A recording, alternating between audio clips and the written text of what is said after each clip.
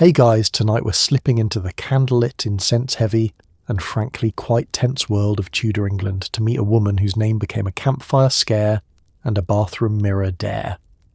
Mary I, better known by the nickname nobody would ever choose for their own headstone, Bloody Mary. Forget the game your cousin swore would summon a ghost if you said it 3 times in the dark. The real Mary was flesh and blood, a clever, stubborn, deeply wronged princess who spent most of her life being told she didn't matter. Right up until the afternoon she proved every single person spectacularly wrong. So before you get comfortable, take a moment to like the video and subscribe, but only if you genuinely enjoy what I do here. And a sincere thank you to the listener who suggested tonight's topic. You'd be amazed how often the best episodes come straight from the comments, and this channel really is shaped by the people quietly listening at odd hours. If you'd rather drift off with just your ears, the channel is now on Spotify too, and there's a link in the description if you ever want it. And if you'd like a little more, membership is already available on the channel, which gives you access to 8 hours of ad-free video to drift off to uninterrupted whenever you like. Now dim the lights, switch on a fan for that soft background hum, and let's ease into tonight's journey together. Let's pause for a moment and wonder. Have you ever been promised something your whole childhood, only to watch a step-parent waltz in and quietly cancel the arrangement? Ever been demoted at work and then, as a bonus insult, asked to fetch coffee for the person who replaced you? Ever had a family so complicated that the seating chart needed a lawyer? Ever loved someone the entire kingdom told you not to marry and married him anyway just to spite the group chat?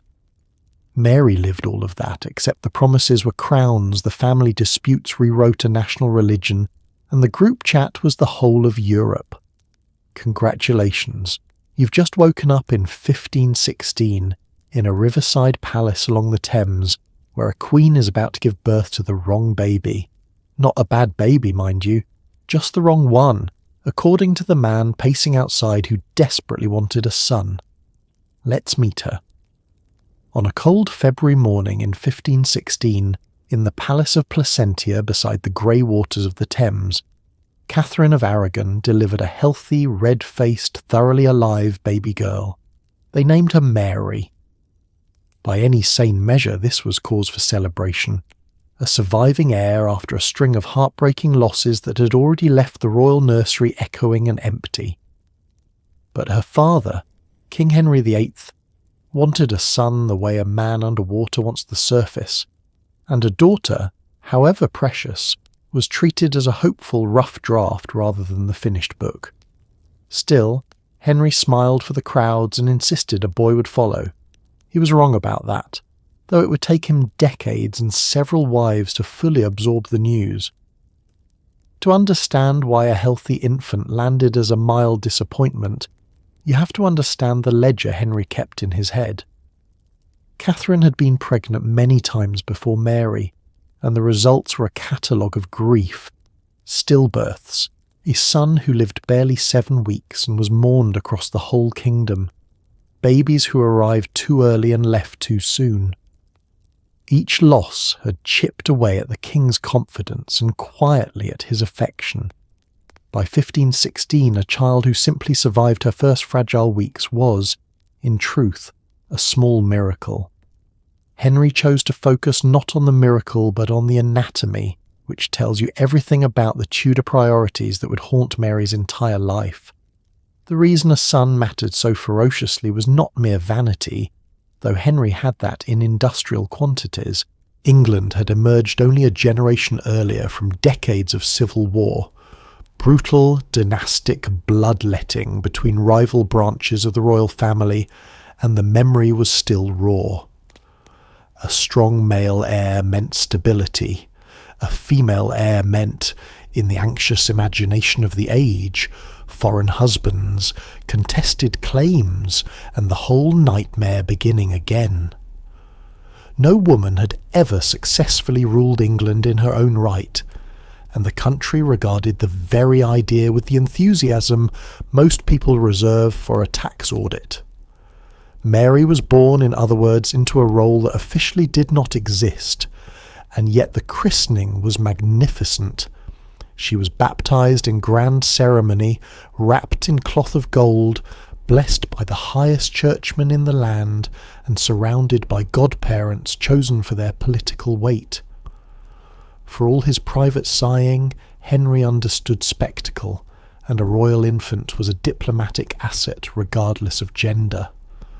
Ambassadors reported home on the child's health as though describing a promising racehorse, because in a very real sense that is what she was, a genetic investment whose future value depended entirely on who her father might one day marry her off to. The court that welcomed Mary was one of the most dazzling in Europe, a glittering theatre of jewels, music, hunting, and barely concealed ambition. Beneath the finery ran a current of constant calculation. Everyone smiled at the little princess. Everyone also quietly wondered whether she would ever inherit anything at all, or whether a brother would someday sweep her aside. It was a warm welcome laced with an asterisk, affection issued on approval. So Mary began her life as a paradox in swaddling clothes, adored and undervalued in the same breath, celebrated by a nation that hoped she would soon be made irrelevant. It is a strange thing to be born already provisional. But for now, none of that troubled the infant sleeping in her gilded cradle. The complications would come later, and they would come by the wagon load. First, though, there were a few golden years in which Mary was simply, uncomplicatedly, her father's treasure. For a few golden years, Mary was the sun her father orbited. Henry called her the greatest pearl in the kingdom, and showed her off to foreign ambassadors like a proud dad flashing baby photos, except the photos were a live toddler, and the audience were hardened diplomats. He clapped when she played the virginals, beamed when she danced, and let visitors marvel at how quick and bright she was. It was, briefly, a warm and ordinary kind of love wrapped in extraordinary circumstances. Mary soaked it up, unaware that royal affection came with terms and conditions, and that her father's warmth could cool faster than a Tudor bedchamber in January. The stories from these years are genuinely charming, which makes what comes later hurt all the more. When Mary was around 2, a delegation of French dignitaries arrived to formalise a betrothal, and the tiny princess reportedly caught sight of one of the visitors and, with the blunt honesty of toddlers everywhere, mistook him for a friar. The court found it delightful. Henry found it delightful. For a moment the machinery of high diplomacy paused to coo over a small child, which is about as human as the Tudor court ever got. Henry's favourite party trick was to scoop Mary up in front of important guests and parade her about, announcing her cleverness to anyone within earshot. On one famous occasion he carried her around the palace, showing her to the assembled courtiers and ambassadors, glowing with the specific pride of a man who believes his offspring is objectively superior to all other offspring ever produced. It is the 16th century equivalent of a parent forcing dinner guests to watch a 40-minute recital, and the ambassadors, being professionals, applauded on cue. Mary earned some of the admiration honestly. She was, by every account, a precocious child, musical, alert, and startlingly poised for her age. She could pick out tunes on the virginals, a small keyboard instrument, well before most children could reliably tie a bow. Visitors wrote home describing her charm and intelligence, and while diplomatic dispatches tend toward flattery, the way water tends toward downhill, the consistency of the praise suggests there was real substance behind it. Mary was a bright spark, and her father for once was paying attention. Underneath the affection, of course, the calculations never stopped. Every display of fatherly love doubled as advertising. A clever, healthy, accomplished princess was more marriageable and a more marriageable princess was a more valuable piece on the European chessboard. Henry adored Mary and marketed her simultaneously, and in the Tudor mind there was no contradiction whatsoever between the two. Love and leverage lived comfortably side by side, sharing a bed like an old married couple. But those early years matter, because they were real. Whatever else went wrong, and a spectacular amount went wrong, Mary spent her earliest childhood genuinely cherished. She knew in her bones what it felt like to be her father's pride and joy. That memory would become both a comfort and a torment, a warm room she could no longer enter, glimpsed forever through a locked door. The tragedy is that Mary took the love at face value, as small children rightly do.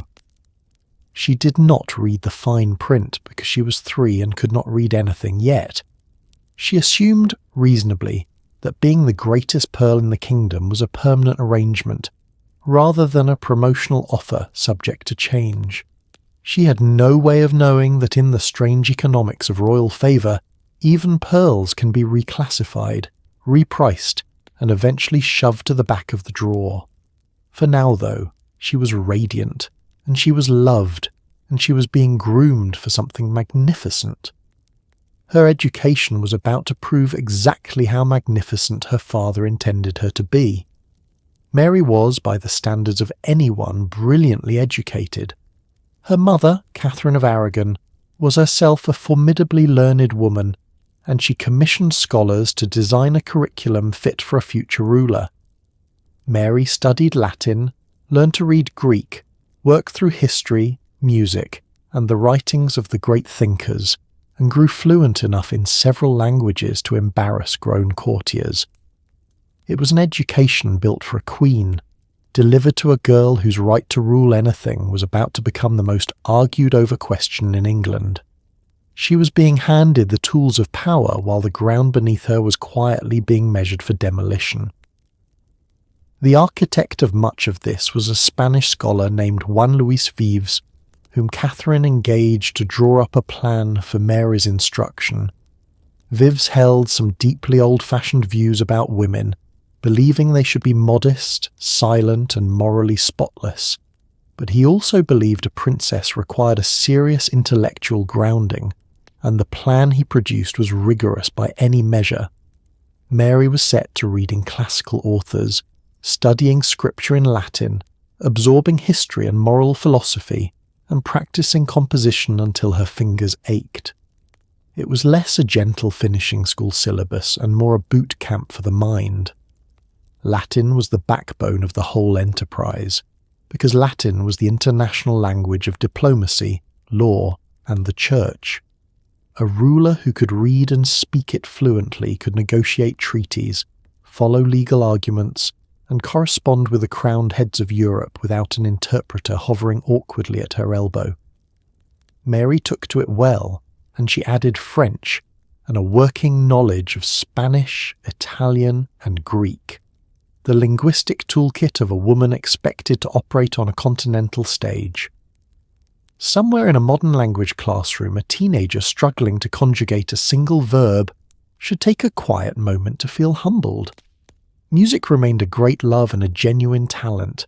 Mary played the virginals and the lute with real skill, and her ability to perform gracefully was not merely decorative. In an age when a ruler's public image was everything, the capacity to charm a room, to project cultivation and ease, was a political weapon as much as an accomplishment. Mary could dazzle, and she had been trained to dazzle deliberately. The Polish applied with the same care one might give to a sword's edge. The great irony sits right at the centre of all this effort. Mary was being educated, at enormous expense and with tremendous seriousness, to be a queen. And yet technically, officially, on paper, no one had ever quite promised her the throne. The whole point of the exercise assumed a future that the men of the age were determined to prevent. It was like enrolling a child in years of intensive pilot training, while insisting the entire time that women were not permitted to fly. The mixed message was staggering, and Mary absorbed both halves of it at once. What her education truly gave her, beyond the languages and the learning, was a rock-solid sense of her own worth and destiny. She grew up believing, with every fibre of her being, that she was meant for greatness, because everything around her told her so. That conviction would become the engine of her extraordinary stubbornness in the terrible years ahead. You cannot easily convince a woman she is nobody when she's spent her childhood being trained to rule an empire. The learning also bound Mary ever more tightly to her mother, who supervised it all with a fierce, loving intensity. Catherine was not merely commissioning tutors. She was pouring herself into her daughter, shaping Mary in her own devout, unbending image. And to understand the woman Mary became, you must first understand the extraordinary mother who forged her. Before Mary could ride a horse unassisted, she was already engaged, sometimes to 2 different men in the space of a few years. At 2, she was promised to the infant son of the King of France. Later, she was pledged to her cousin, the immensely powerful Emperor Charles V, a match that made her briefly the most eligible child in Europe. To modern ears, it sounds absurd. A toddler with a fiancé and a dowry, but royal children were diplomacy in human form.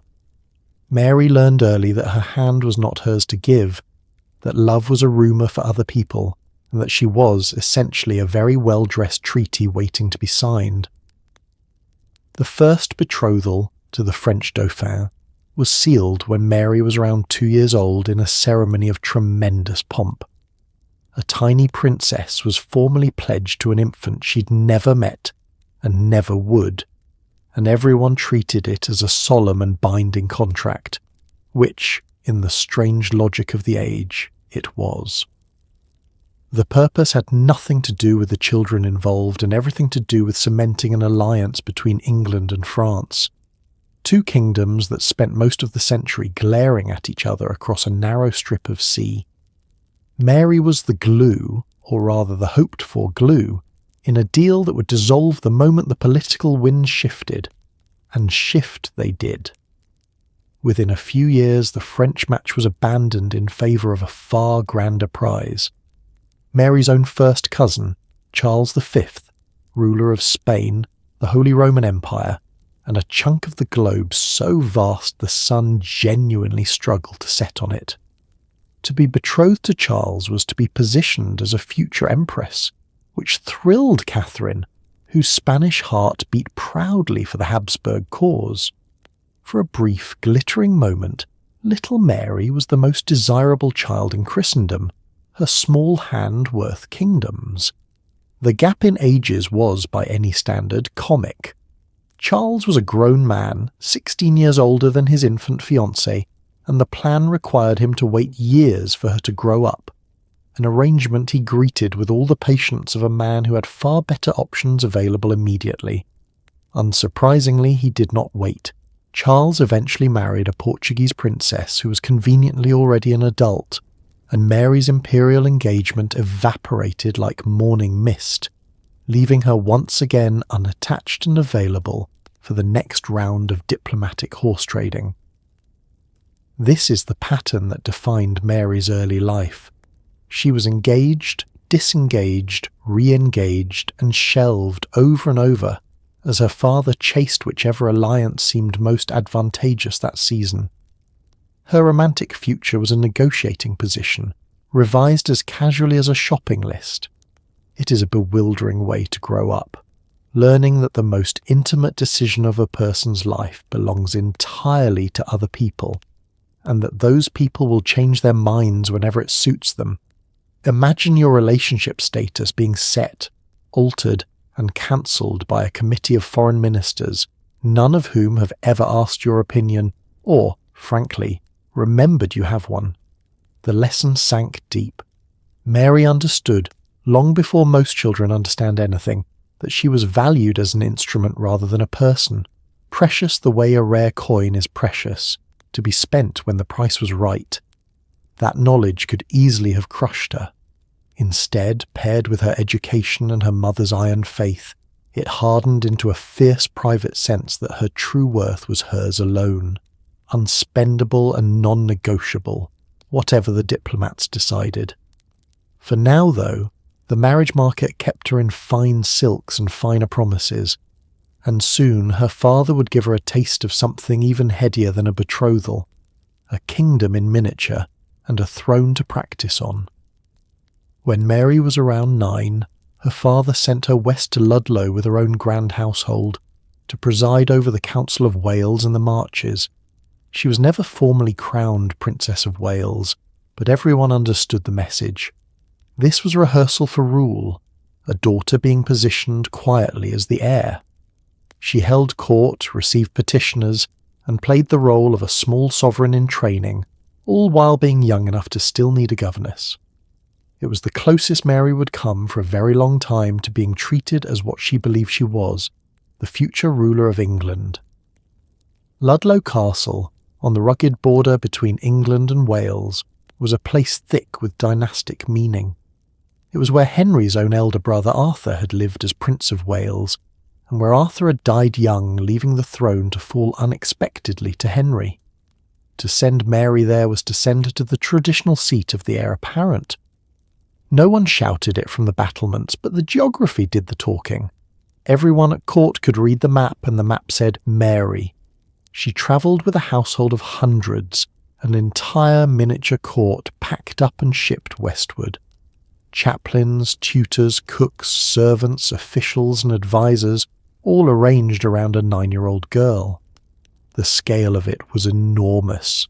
A floating institution built to teach Mary the daily rhythms of governance and to project royal authority across a notoriously unruly borderland. The Welsh Marches were a region of tough, independent lords and frequent lawlessness, and the council based at Ludlow existed to keep order. Nominally, Mary presided over it. Actually, seasoned adults did the heavy lifting while the child learned by watching, the way a modern intern shadows a chief executive who does all the real deciding. Still, the training was serious. Mary would have observed the machinery of justice and administration up close, seen petitioners come forward with grievances, watched decisions handed down in her name. She was being shown how power actually functioned, not as an abstraction in a Latin text, but as a living, breathing process of letters, courts, and careful management. For a girl who'd been educated to rule, this was the practical curriculum, the field work to match the classroom. Her days were a peculiar blend of solemn ceremony and ordinary childhood. In 1 hour she might be receiving a formal delegation with all the gravity of a monarch. In the next she might be at her lessons under the watchful eye of her governess, the formidable Countess of Salisbury, a woman Mary loved dearly and who functioned as a kind of second mother. There is something both grand and rather sweet about a small girl playing sovereign by day and still being tucked in at a sensible hour by night, the trappings of a queen draped over a body that had not yet finished growing. The Ludlow years represent the high water mark of Mary's early fortunes, the moment when her destiny seemed brightest and most assured. She was, in all but formal title, the recognised heir, positioned to inherit one of the great crowns of Europe. Had events continued on this path, history would remember a very different Mary, one who succeeded smoothly and never earned a grim nickname at all.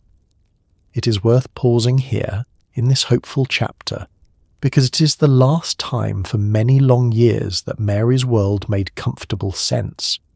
But the ground was already shifting beneath the little Queen of the Marches. Far away at court her father's eye had begun to wander, and his conscience, always conveniently flexible, had begun to trouble him about his marriage. The storm that would sweep Mary from Ludlow to disgrace was gathering, and its first winds could already be felt. To understand how completely it would upend her, we must return to the woman at the very centre of Mary's world. To understand Mary, you must understand the woman who shaped her, Catherine of Aragon. Fiercely devout, unshakably proud, and Spanish to her marrow, Catherine poured into Mary a bottomless Catholic faith and a spine of pure Toledo steel. The bond between them was the great love of Mary's early life, closer than most mothers and daughters, forged in shared prayers and shared stubbornness. Whatever the world would later throw at Mary, and it would throw a great deal, she met it with her mother's convictions strapped on like armour. It made her formidable.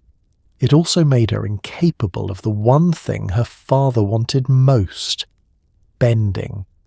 Catherine had not arrived in England as a fragile ornament. She was the youngest daughter of Ferdinand and Isabella, the legendary monarchs of Spain, a woman raised amid the fierce piety and hard politics of the Spanish court. She had already survived one husband, Henry's elder brother Arthur, whose early death left her a young widow marooned in a foreign land, financially neglected and diplomatically inconvenient for years before Henry finally married her. She knew from bitter personal experience exactly how quickly royal fortune could turn, and exactly how much sheer endurance survival required. Her faith was the fixed star of her existence, absolute and unshakable. Catherine prayed constantly, fasted rigorously, and wore, according to some accounts, a penitential garment beneath her royal robes, mortifying the flesh in private while presenting perfect queenly composure in public. This was not performance.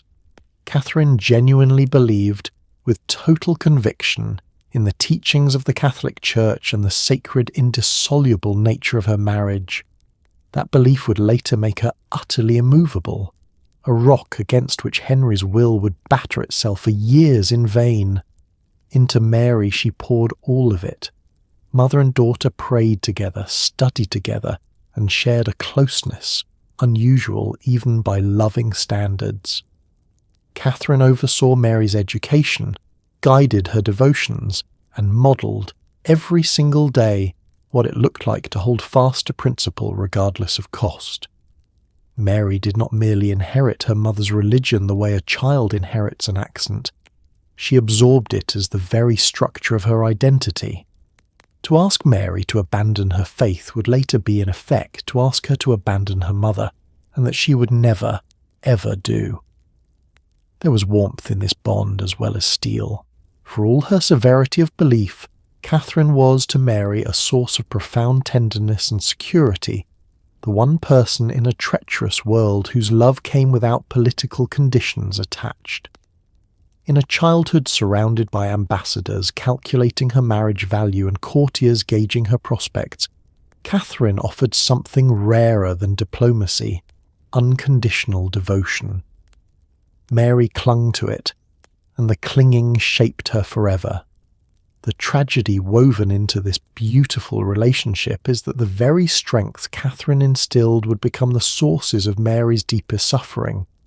The unbending faith, the fierce pride, the refusal to compromise on principle, these were magnificent virtues in a saint and near-fatal liabilities in a Tudor daughter whose survival depended on flexibility. Catherine armoured her child superbly for a moral battle, and disastrously for a political one. Mary would spend years discovering the difference the hard way. You can see, in this mother-daughter bond, the entire shape of Mary's future life already sketched out. The devotion that would drive her to restore England to Rome, the stubbornness that would let her seize a throne against impossible odds, the rigidity that would light the fires of persecution, all of it traces back to the small, prayerful, iron-willed queen who raised her. Mary was, in the fullest and most fateful sense, her mother's daughter, which makes what happened next all the more devastating, because the man who threatened to tear them apart was not a foreign enemy or a scheming rival. It was Mary's own father, and the weapon he chose was his own troubled conscience. Then came the storm that split Mary's life cleanly in two. Henry, still sonless and increasingly infatuated with a sharp-eyed courtier named Anne Boleyn, decided his marriage to Catherine had never been valid at all. He called it his great matter, as though it were a legal footnote rather than the demolition of his family. For years the question consumed England, dragging in the Pope, foreign powers, and every ambitious churchman with a legal opinion. Mary watched her secure world tremble. If her parents' marriage was declared a mistake, then Mary herself became a mistake, and a mistake in Tudor politics was something to be tidied away. Henry's argument, when you strip away the theological embroidery, rested on an inconvenient family fact. Catherine had first been married to his dead brother Arthur. Henry now claimed, with the sudden fervour of a man who has found a loophole he desperately wants to be true, that Scripture forbade a man from marrying his brother's widow, and that his own marriage was therefore cursed and invalid in the eyes of God. The proof, he insisted, was his lack of a living son, divine punishment written in the empty cradle. Never mind that the Pope had granted an explicit dispensation for the marriage decades earlier. Henry had decided the Almighty was displeased, and he intended to fix it. The timing was, to put it gently, suspicious. Henry's theological awakening happened to coincide precisely with his infatuation with Anne Boleyn, a clever, ambitious young woman who refused to become merely his mistress and held out for the crown itself. To the cynical observer then and now, the king's tender conscience looked remarkably like a man rationalising his way toward a new wife. Whether Henry genuinely believed his own argument or simply wanted to believe it is a question historians still chew on, but the practical effect was identical either way. Catherine, of course, fought back with everything she had, which was a great deal. She insisted truthfully and immovably that her brief first marriage to Arthur had never been consummated, making it no true marriage at all, and Henry's argument null. She refused, absolutely and repeatedly, to accept any annulment or retreat quietly to a convent. She appealed to Rome, to her powerful nephew Emperor Charles, and to the conscience of anyone who would listen. Catherine was defending not just her position but her honour, her daughter's legitimacy, and what she believed to be a sacred truth. She would not budge, and her refusal turned the great matter into a years-long siege. For Mary, still a girl, this was catastrophe unfolding in slow motion. She adored both parents, and she watched them become bitter adversaries in a struggle that questioned her own very existence. Every argument about the validity of the marriage was, by extension, an argument about whether Mary was a true princess or an accidental bastard. Few children have ever had to listen to their entire identity debated by lawyers and theologians across an entire continent. It was a peculiar and cruel form of torment, conducted with footnotes. The affair dragged on for years, an agonizing stalemate. The Pope, caught between Henry's demands and the enormous pressure of Catherine's imperial nephew, whose armies had literally sacked Rome, stalled and delayed and refused to rule. Henry grew more furious and more radical with every month of frustration, until he began contemplating the once unthinkable, breaking from the Roman Church entirely and taking the answer he wanted by force. The great matter was no longer a marriage dispute. It was becoming a revolution, and revolutions have casualties. As Henry battered his way toward Anne and toward a new church of his own making, the wreckage would fall hardest on the two people least able to protect themselves, the discarded queen and the daughter about to be declared a mistake. Mary's secure world was not merely trembling now. It was about to shatter completely. In 1533 the axe finally fell, though not the literal kind, not yet. Henry broke with Rome, married Anne Boleyn, and had his union with Catherine annulled. Anne bore a daughter, Elizabeth, and just like that Mary was declared illegitimate, stripped of the title of princess, and rebranded simply the Lady Mary. Overnight, the greatest pearl in the kingdom was told she was worth nothing at all. She refused to accept it. Where a softer person might have signed whatever was placed in front of them, Mary dug in with a defiance that alarmed even seasoned politicians, insisting she was, and would always be, the king's true and lawful daughter. The mechanism of Mary's demotion was a piece of legislation as consequential as any in English history. Parliament passed an Act of Succession that declared Henry's marriage to Catherine void, his marriage to Anne valid, and the children of that new marriage the legitimate heirs. In a single stroke of law, Mary was transformed from cherished heir to inconvenient relic, and the infant Elizabeth was installed in the position Mary had occupied her whole life. The paperwork was bloodless. Its effect on Mary was anything but. She was, at a stroke, no longer Princess Mary. The title, the precedence, the whole architecture of her identity was demolished and replaced with the deliberately diminishing the Lady Mary, a courtesy address that pointedly denied her royal status. To grasp the humiliation, imagine spending 17 years as the crown princess of a great kingdom and then being informed by act of law that you had never really been anything of the sort, that your parents were never truly married, and that you must henceforth answer to a lesser name. It was identity theft conducted by the state, with your own father as the chief accomplice. Mary's response was one word, repeated with granite consistency. No, she would not acknowledge the annulment. She would not accept the title of lady. She would not concede that her mother had never been queen, or that she herself was illegitimate. To do so would be to betray Catherine, to betray her faith, and to betray the truth as she understood it, and Mary would sooner have walked into the Thames. Her refusal was breathtakingly dangerous, a lone teenage girl defying the express will of the most feared king in England, and it revealed the full measure of the steel her mother had forged in her. The authorities were not amused. Mary's defiance made her a political problem, a rallying point for everyone who resented Anne Boleyn and mourned Catherine. And Henry's regime responded with steadily increasing pressure. Her comforts were reduced, her freedoms curtailed, her servants questioned and dismissed. The message was blunt: submit, and life becomes tolerable. Resist, and it becomes a punishment. Mary chose punishment again and again, with a stubbornness that genuinely unnerved the seasoned men tasked with breaking her.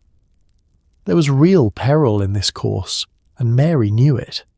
In Tudor England, defying the king was not a matter of stern letters and disapproving glances. It was the kind of thing that ended careers, and sometimes lives, on the scaffold. Mary was gambling that her royal blood and her powerful imperial cousin abroad would protect her from the ultimate penalty, but it was a gamble, and the stakes were her head. She played it anyway, betting everything on principle, because to her the alternative, denying who she was, amounted to a kind of death, regardless. What makes this chapter so revealing is that it introduces the world to the adult Mary, the one history would reckon with. The precocious, cherished child was gone. In her place stood a young woman of ferocious conviction and near inexhaustible endurance, willing to suffer enormously rather than compromise her conscience. That quality would carry her eventually to a throne. It would also eventually carry her toward the flames. But first, her defiance would earn her a fresh and pointed humiliation, one calculated to grind her pride into the dust. The humiliations only sharpened. Mary's independent household was dissolved, and she was sent to serve in the household of the infant Elizabeth, her half-sister and the very child who had displaced her. Imagine being demoted not to the mailroom but to fetching things for the person who took your job, and that person being a baby who couldn't yet hold her own head up. Mary was denied her old rank, watched constantly, and pressured relentlessly to acknowledge her own illegitimacy. She swallowed the insult with gritted teeth and iron pride, taking a grim comfort in the one thing no one could confiscate, her belief that she was right. The dissolution of Mary's household was itself a heavy blow, because that household had been her world, staffed with people loyal to her and to her mother, a small kingdom of familiar faces. It was broken up deliberately, scattering her allies and isolating her, and the beloved governess who had been like a second mother to her was removed from her side. Mary was left stripped of her supporters precisely when she needed them most, a standard tactic for anyone trying to break a stubborn will. Take away the people who make defiance bearable. Then came the true masterpiece of calculated insult. Mary was sent to live in the household established for the baby Elizabeth and pointedly placed in a subordinate position within it. The child who had legally supplanted her, who now held the title and precedence that had once been Mary's, was to be treated as Mary's superior. Mary was expected to defer to an infant, to accept a lesser place at the table, to acknowledge in 100 small daily ways that she was now the lesser sister. It was psychological warfare of a particularly refined and petty kind, and it was designed to humiliate her into submission. Mary refused to play along with the parts that mattered most. Ordered to travel in a lesser conveyance behind Elizabeth's, ordered to yield precedence, ordered generally to behave like the demoted bastard the law now said she was, Mary resisted at every turn where resistance was possible. She reportedly insisted even here on referring to herself as princess, and made her displeasure at the arrangement unmistakably clear. She could not prevent the humiliation, but she could refuse to endorse it, and refuse she did with a cold, wounded dignity that no amount of pressure could crack. And yet, in one of the genuinely poignant complications of this story, Mary did not blame the baby. Elizabeth was an infant, entirely innocent of the politics swirling around her tiny person, and Mary appears to have felt real tenderness toward the child, even while resenting everything Elizabeth represented. It is a striking image, the disgraced elder sister showing kindness to the very baby whose birth had ruined her, distinguishing clearly in her own mind between the innocent child and the injustice done in that child's name. It speaks to a decency in Mary that later legend would work very hard to erase. The pressure to make Mary formally acknowledge her illegitimacy was constant and grinding. Officials pressed her, threatened her, weedlessly wore at her resolve, seeking the propaganda victory of having the king's stubborn daughter concede, in writing, that she was a bastard. Mary held out with astonishing tenacity, absorbing the relentless nagging and intimidation without giving them the surrender they craved. Her weapon was simply endurance, the refusal to break, and in this dark period she honed it to a fine and formidable edge. Through all of it, one relationship sustained her, however tenuously, the knowledge that her mother, imprisoned in her own genteel isolation elsewhere, was fighting the same battle and holding the same line. Mother and daughter were separated now, forbidden to meet, but they were spiritually united in their shared defiance. That bond was Mary's anchor in the storm, and it was about to be severed in the cruelest way imaginable. Through these bleak years, the cruelest wound was the one inflicted on Mary's heart. She was kept apart from her mother, forbidden to visit, their letters intercepted, and their comfort rationed. When Catherine of Aragon died in early 1536, cold and largely abandoned, Mary was not permitted to be at her side or even attend the funeral. She lost her fiercest ally and her closest confidant in the same stroke, and she was left to grieve alone, surrounded by people who mostly wished she would quietly disappear. It was the kind of a loss that hardens a person permanently, and it did. The separation itself had been a slow torture for both women. In the final years, Catherine was moved from one damp remote residence to another, increasingly neglected and increasingly unwell, while Mary was kept firmly away. The two were denied even the ordinary comfort of each other's company, a deliberate cruelty aimed at pressuring them both towards submission. They wrote when they could, and Catherine's letters to her daughter were full of tender exhortations to keep her faith and obey God above all. But their correspondence was monitored and restricted. Love filtered through a screen of official suspicion. Mary begged, repeatedly, to be allowed to see her mother, especially as Catherine's health declined.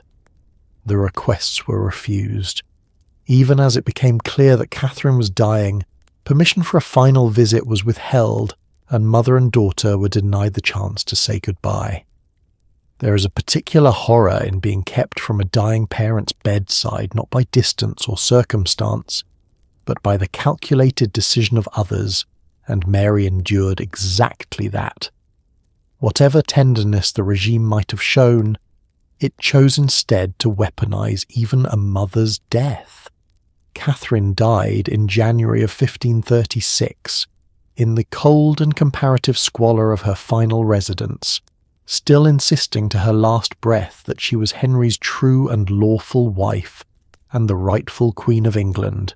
She died faithful to her principles to the very end, unbroken and unbent. The model of steadfastness she'd always been for her daughter. It was said that Henry and Anne celebrated the news, dressing in festive yellow, a detail that, true or exaggerated, captures the brutal atmosphere in which Mary received the worst news of her life. For Mary, the loss was total and shattering. Catherine had been her mother, her spiritual guide, her fellow soldier in the long war of defiance, and the one unconditional love in a world that measured her only by her usefulness.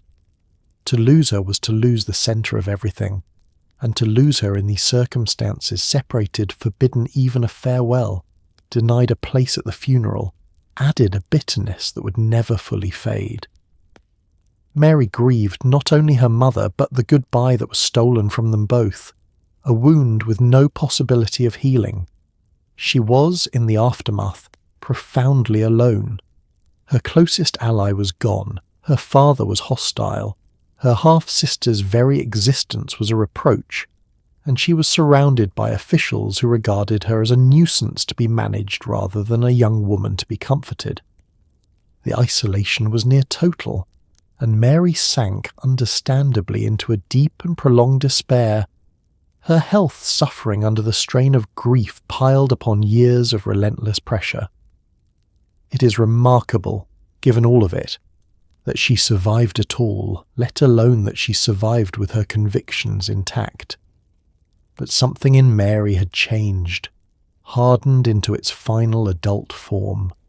The loss of her mother stripped away whatever remained of her childhood softness, and left in its place a woman defined by grief, faith, and an unbreakable sense of grievance and destiny. Everything she would later become, the queen, the restorer, the persecutor, was forged in this crucible of isolation and loss. And in the very year her mother died, the political landscape was about to shift again, with the sudden and violent fall of the woman who had displaced them both. After Anne Boleyn's own spectacular fall and execution in 1536, Mary hoped for reconciliation with her father. Instead, Henry demanded total surrender. Under enormous pressure, isolated and warned that continued defiance could cost her everything, Mary finally signed a document acknowledging that her parents' marriage had been unlawful and that her father was supreme head of the Church of England. It went against everything she believed and everything her mother had died defending. She signed it anyway, and by most accounts it haunted her for the rest of her life. A betrayal of her own conscience extracted at the point of fear. Survival this time came at the cost of her soul's peace. Anne's downfall had seemed at first like a door opening. The woman Mary blamed for her mother's misery and her own disgrace was suddenly gone, arrested, condemned, and beheaded in a matter of weeks. Surely, Mary reasoned, with Anne removed and a new stepmother in place, her father would welcome her back into favour and restore the affection of her childhood. It was a natural hope, and a terribly naive one. Mary badly underestimated how much Henry needed not merely her presence but her complete capitulation. Because Henry did not want a reconciled daughter, he wanted a submissive one.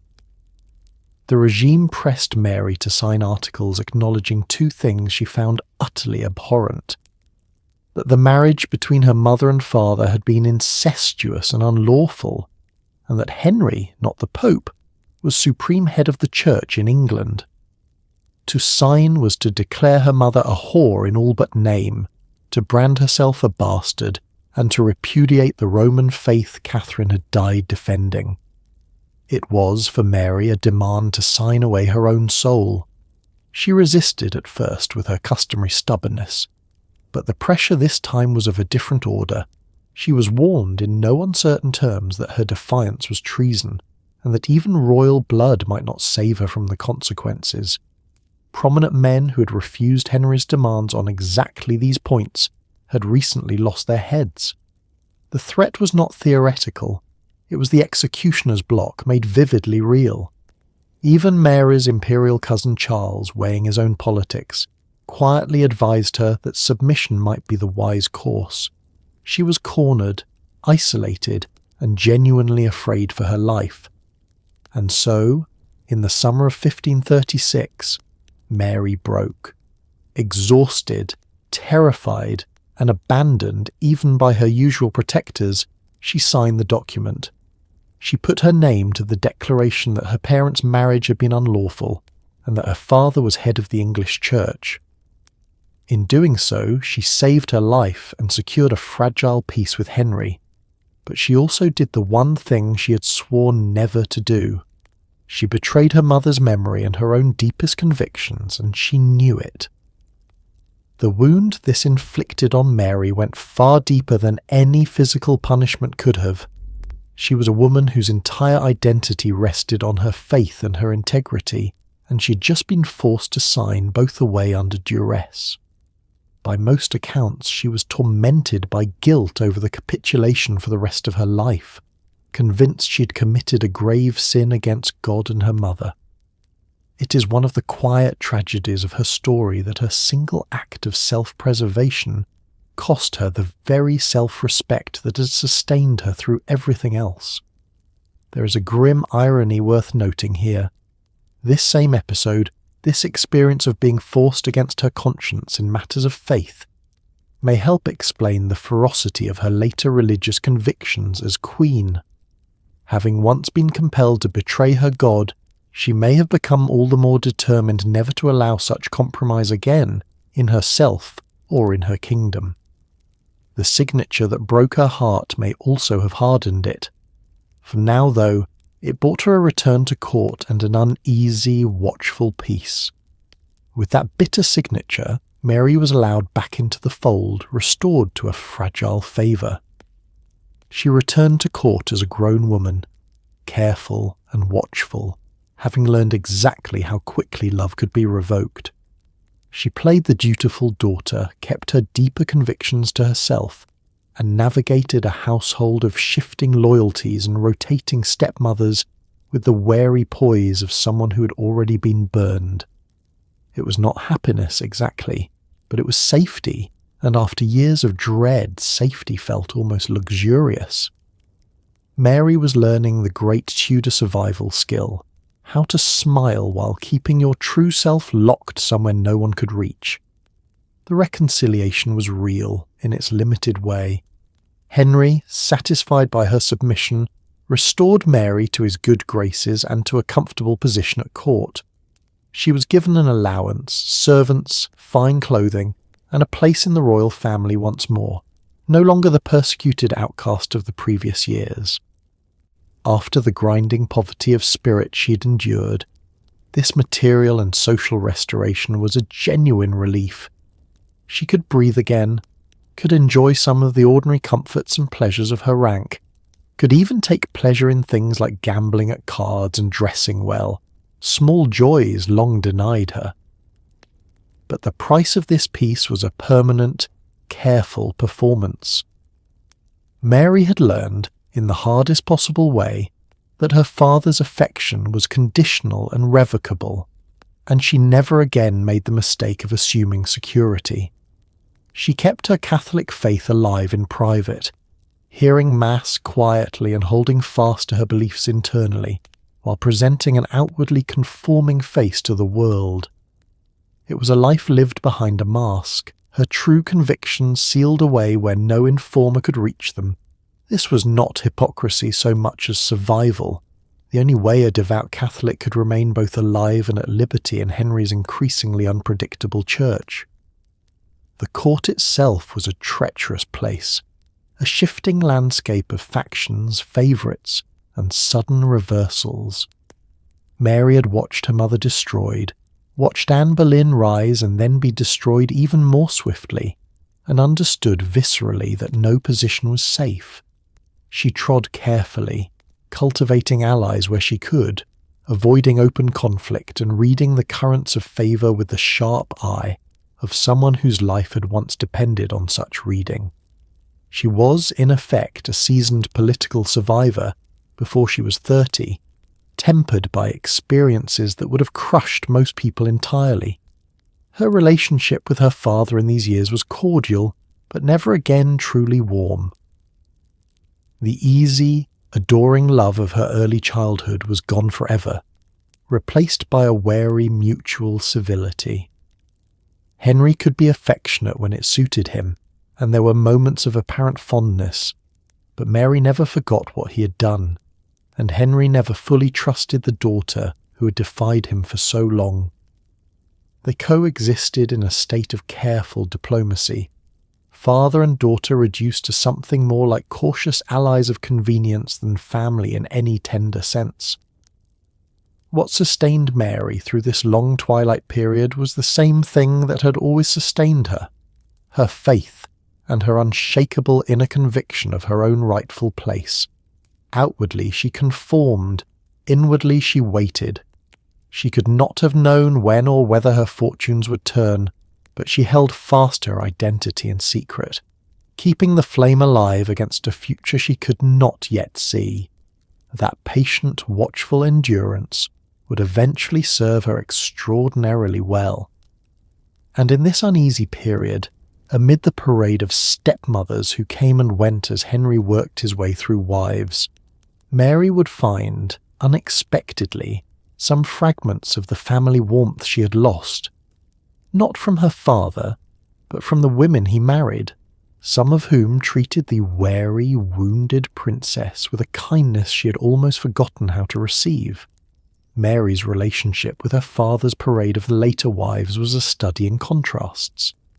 Jane Seymour, gentle and conciliatory, helped smooth Mary's return to court. But it was Catherine Parr, Henry's sixth and final wife, who truly made a difference, treating Mary with genuine warmth and helping reunite the fractured royal children under one roof. For the first time in years, Mary experienced something like an ordinary family, sharing scholarship and companionship with her younger half-siblings, Elizabeth and Edward. These small kindnesses mattered enormously to a woman who had been starved of them, and they revealed the softer, loyal, affectionate Mary that history would later work very hard to forget. Jane Seymour, who replaced Anne Boleyn, was in many ways the opposite of her predecessor, quiet, modest, and inclined toward reconciliation rather than conflict. Jane appears to have genuinely wished to heal the rifts in Henry's family, and she interceded to help smooth Mary's path back into favour.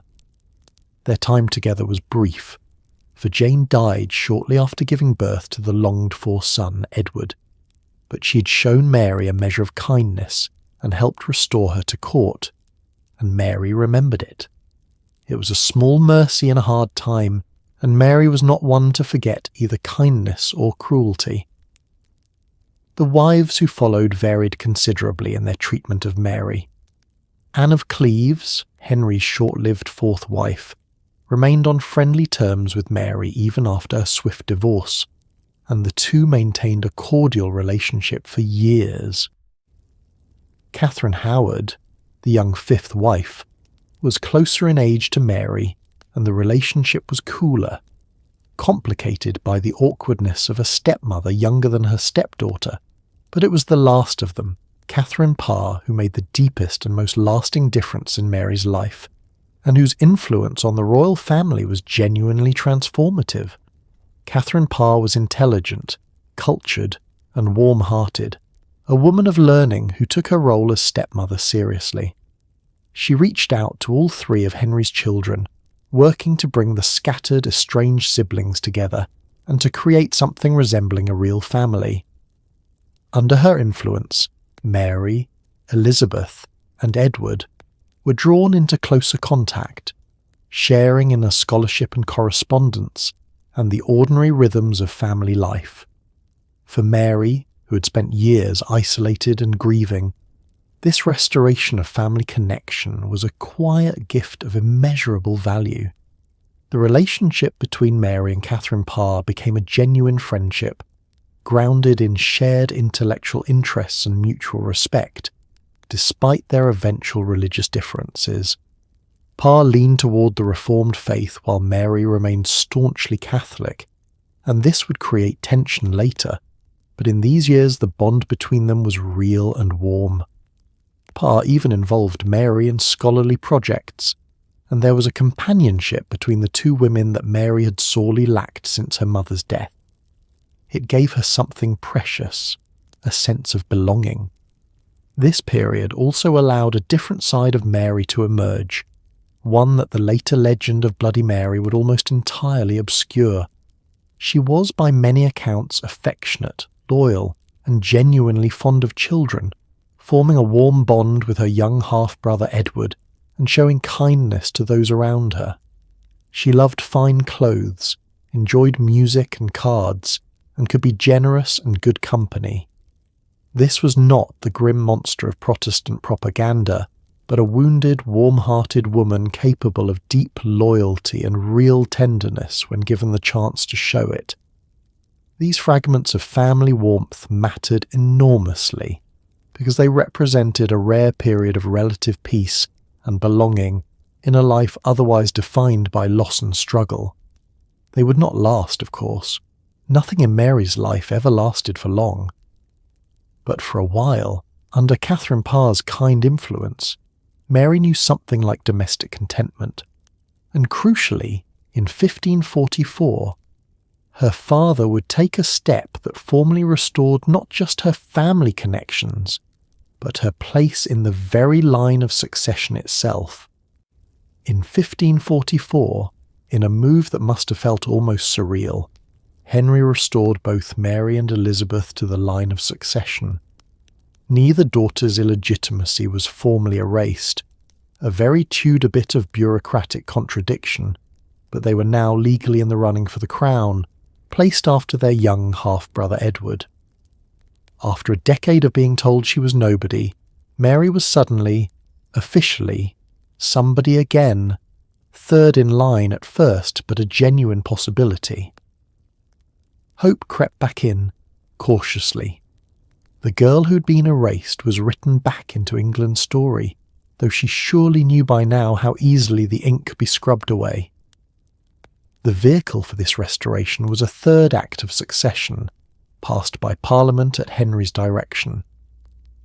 It confirmed young Prince Edward, Jane Seymour's son, as the primary heir, which surprised no one, since a legitimate male heir was exactly what Henry had torn his kingdom apart to obtain.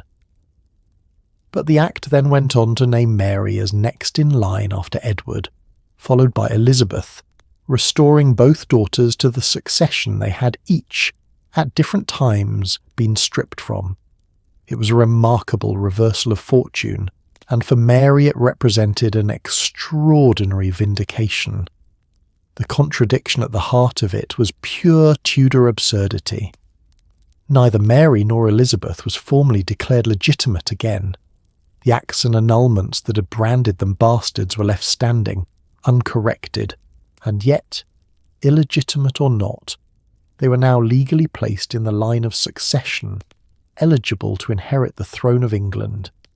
It made little logical sense to declare someone both a bastard and a potential queen simultaneously, but Henry was never a man to let consistency interfere with getting the outcome he wanted. He simply willed both things to be true at once, and Parliament obliged. For Mary, the practical meaning was enormous regardless of the legal muddle. She was back in the game. After 10 years of disgrace, of being pressured to acknowledge her own worthlessness, she was once again a recognised member of the royal succession, a woman who might one day wear the crown. The throne remained a distant prospect, guarded by her young half-brother and any children he might father, but the door that had been slammed shut was now, at least, unlocked. Hope, that dangerous and persistent thing, returned. Mary had every reason to be cautious with her hope, and she was. She'd learned, painfully, that royal favour and legal status could be reversed at a stroke, that today's heir could be tomorrow's outcast. She knew that an Act of Parliament that restored her could, in principle, be undone by another, so she held her renewed prospects lightly, refusing to count on a future that had so often betrayed her before. Still, even the wary, wounded Mary could not entirely suppress the flicker of possibility that the Restoration lit. The Restoration also reflected the softening influence of these calmer years, particularly the reuniting influence of Catherine Parr and the general stabilisation of Henry's family in his final period. With a male heir secured, Henry could afford to be more generous toward his daughters, folding them back into the succession as a kind of insurance and, perhaps, as a belated gesture toward family reconciliation. Whatever his motives, the effect was to write Mary back into the official story of England's future after a long and bitter erasure. But that future, as always, depended on forces beyond Mary's control, chief among them the health and choices of the young prince, who now stood between her and the crown. When Henry died in early 1547, the throne passed not to Mary, but to a 9-year-old boy, and with him came a wave of religious change that would test Mary's newly restored position, and her faith, more severely than anything yet. When Henry died in 1547, the crown passed to Mary's half-brother, the 9-year-old Edward VI. Edward was clever, sickly, and passionately, uncompromisingly Protestant, raised and surrounded by reformers determined to remake England's faith from the ground up. The old Catholic rituals Mary held sacred were dismantled piece by piece, the Latin Mass replaced, the churches stripped and whitewashed. For Mary, watching her country's religion overturned was like watching her mother's memory desecrated all over again. The boy king was her brother and she loved him, but his England and her God were rapidly, painfully heading in opposite directions. Edward was only 9 when he came to the throne, far too young to rule in his own right, so power fell to a council of adults dominated by ambitious, reform-minded men. First, his uncle, Edward Seymour, and later John Dudley, the Duke of Northumberland, governed in the boy king's name, and both were committed to advancing the Protestant cause. Under their direction, and with Edward's own enthusiastic agreement as he grew older, England underwent a religious transformation far more radical than anything Henry had permitted. Henry had broken with Rome but kept much of Catholic practice intact. Edward's government set about tearing that practice down. The changes came in waves, each one cutting deeper.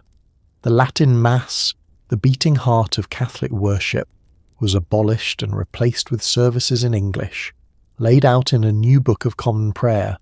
The doctrine of the Mass itself, the belief that bread and wine truly became the body and blood of Christ, was rejected. Altars were torn out and replaced with plain communion tables.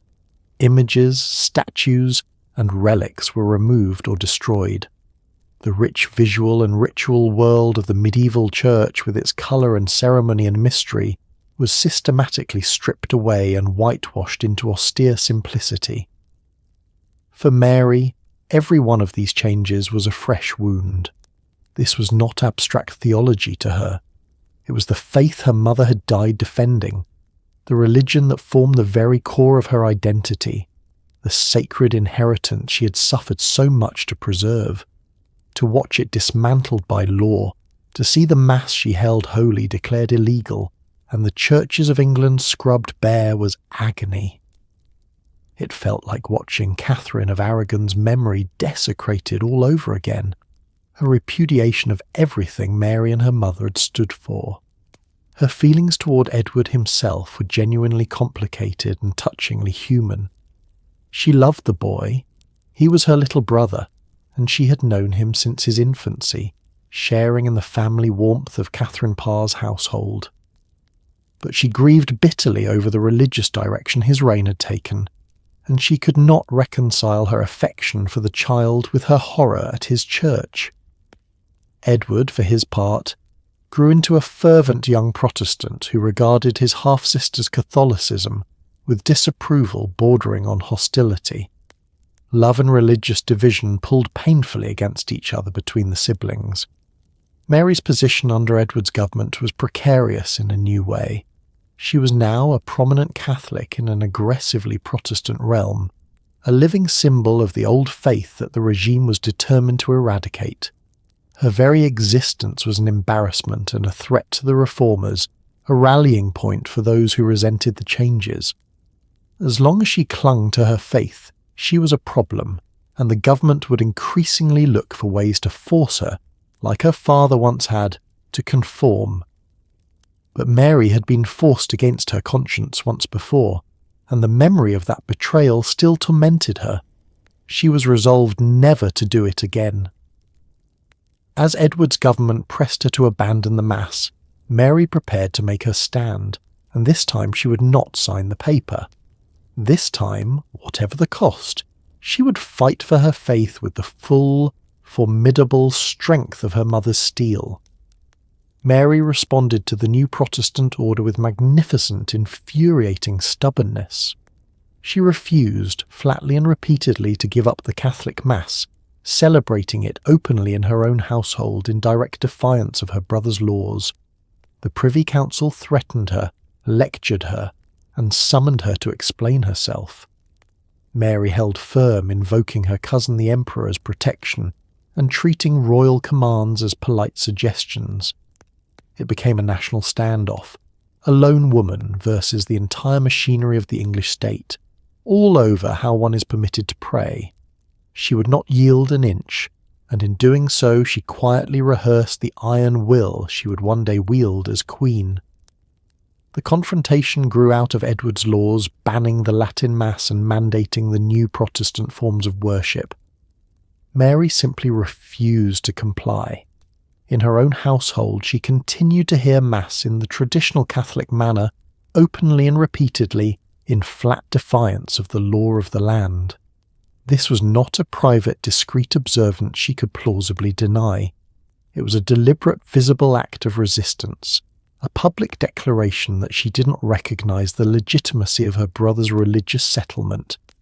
It was, in the eyes of the government, outrageous and dangerous. The Privy Council, the body of powerful men who ruled in Edward's name, was infuriated and moved to bring Mary to heel. They summoned her, lectured her, wrote to her sternly, and demanded that she conform like every other subject in the realm. Mary met their pressure with an immovable resolve that must have driven them to distraction. She argued, she delayed, she invoked her conscience, and above all she simply refused to stop hearing Mass. The council found itself in the maddening position of being defied week after week by a single woman who would not be moved. Mary's great shield in this battle was her powerful cousin abroad, the Holy Roman Emperor Charles V, the most formidable ruler in Europe. Charles took a protective interest in his devout Catholic cousin, and he made clear to Edward's government that mistreatment of Mary would have diplomatic and possibly military consequences. England could not afford to antagonise the emperor, and this gave Mary a crucial layer of protection that ordinary subjects lacked. She knew it, and she used it, invoking Charles's name and his displeasure to hold the council at bay. There is something almost comic in the spectacle of it, if the stakes had not been so high. The full apparatus of the English state, its councillors, its laws, its boy king, arrayed against one stubborn princess and unable to make her attend the right sort of church service. The council would issue commands. Mary would treat them in effect as suggestions she was free to ignore. On one famous occasion she was even escorted to court to be lectured, and she gave as good as she got, defending her faith with spirited defiance and refusing to bend. She was, in a very literal sense, unmanageable. The confrontation reached its peak when the young King Edward himself, deeply devout and increasingly frustrated, pressed his sister directly to abandon the Mass, reportedly moving them both to tears in the process. But even the personal appeal of the brother she loved could not move Mary on this point. Her faith was not negotiable, not for the council, not for the law, not even for Edward's tears. She would keep her Mass, she insisted, or she would suffer for it, but she would not give it up. And Charles's protection meant the government, for all its fury, never quite dared to force the ultimate confrontation. This long battle over the Mass was more than a religious quarrel. It was the crucible in which Mary's adult political will was tempered and displayed. She had learned to resist the state and survive, to wield her connections, to hold an unyielding line under enormous pressure. She was rehearsing, without knowing it, the sovereign she would soon become. And that day was approaching faster than anyone expected, because the boy king who pressed her so hard was far frailer than his fervour suggested. Edward's frail health finally failed in 1553, and as he lay dying, still only 15, his advisers faced a nightmare. The throne would pass to the devoutly Catholic Mary. To prevent it, they persuaded the young king to sign a document, his devise for the succession, that swept both Mary and Elizabeth aside and named a Protestant cousin, the teenage Lady Jane Grey, as his heir. When Edward died, the powerful men around Jane moved fast to install her, believing Mary would be easy to brush aside. They had made, it turned out, a catastrophic error of judgment. They had never seen Mary cornered. Edward had always been a sickly child, and in the last year of his short life his health collapsed entirely, most likely from a lung disease that wasted him away with terrible slowness. As it became clear the boy king would not survive, the men who governed in his name confronted a crisis of their own making. By law, and by his father's own succession act, the crown would pass next to Mary, and Mary was an unrepentant Catholic who would surely undo everything they had built. For the architects of Protestant England, and for John Dudley in particular, Mary's accession represented an existential threat. The Duke of Northumberland, the dominant figure on the council, devised a desperate scheme to divert the succession. He worked on the dying Edward, who needed little persuading, since the deeply Protestant young king was genuinely horrified at the prospect of his Catholic sister reversing his religious reforms. Together they produced a document, Edward's devise for the succession, which set aside both Mary and Elizabeth as illegitimate and named as heir instead their cousin, the 16-year-old Lady Jane Grey, a young woman of impeccable Protestant credentials and, conveniently, married to Northumberland's own son. The scheme was, on its face, deeply flawed. It overrode the legal succession established by Henry VIII's own Act of Parliament, substituting the wishes of a dying teenage boy and his ambitious ministers for the settled law of the land. It asked the country to accept an obscure young woman, Jane, over the popular and legitimate daughter of King Henry, on grounds that most people would find unconvincing. Northumberland was gambling that swift action, and control of the government machinery would allow him to present the nation with a fait accompli before anyone could rally to Mary. When Edward died in July of 1553, Northumberland moved quickly to execute his plan. Jane Grey was proclaimed Queen, installed in the Tower of London in the traditional manner, and the machinery of the state swung into action to secure her position. Crucially, Northumberland attempted to get Mary into his custody before she could learn of Edward's death and react. If he could capture her, the whole scheme might succeed. The plotters were confident, believing that the disinherited, twice-declared illegitimate Mary would be helpless against the assembled power of the council. This confidence was their fatal miscalculation, and it stemmed from a profound misreading of the woman they were dealing with.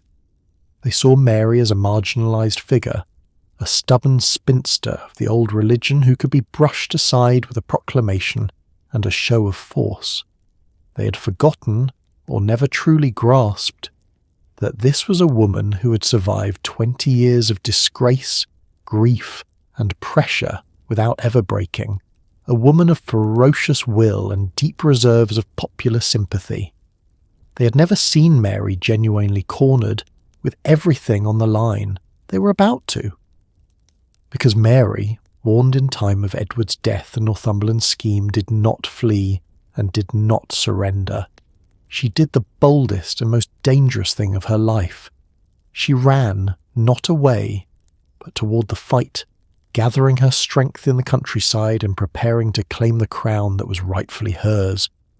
The disinherited daughter was about to make her stand, and the whole calculation of the men in the tower was about to collapse. Warned in time, Mary did the boldest thing of her life. Rather than surrender or flee abroad, she rode hard for East Anglia, gathering supporters as she went, and dug in at Framlingham Castle in Suffolk, where she boldly proclaimed herself the rightful queen. It was an enormous risk, a disinherited woman raising a standard against the entire ruling council. But something remarkable happened. The ordinary people of England, along with much of the nobility, rallied to her. They believed in the legitimacy of Henry's daughter, and support swelled around her like a rising tide. The council's grip crumbled almost overnight as the country chose Mary. The moment of decision came when Mary received warning that Edward was dead, and that Northumberland intended to seize her. She'd been summoned toward London, ostensibly to attend her dying brother, but she grasped that the summons was a trap designed to bring her into the plotters' hands.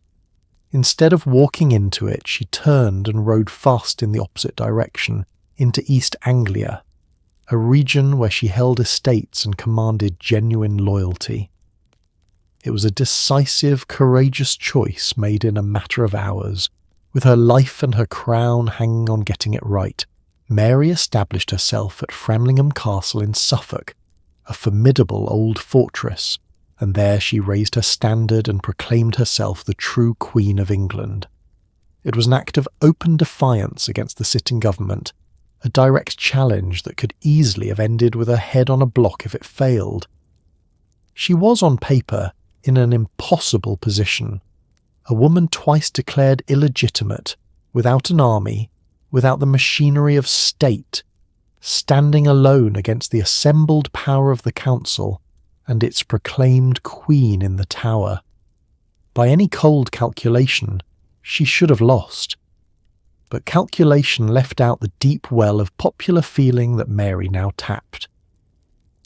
As word spread that Henry VIII's daughter had claimed her rightful throne, ordinary people, gentry and nobles began to rally to her cause in astonishing numbers. Men rode to Framlingham to pledge their support. Towns declared for Mary. Her camp swelled day by day into a genuine force. The English had a strong sense of legitimate succession, and to most of them Mary, the daughter of the old king, was plainly the rightful heir, while Jane Grey was an obscure usurper installed by an unpopular and overreaching duke. The religious question mattered less to most of these supporters than the question of legitimacy.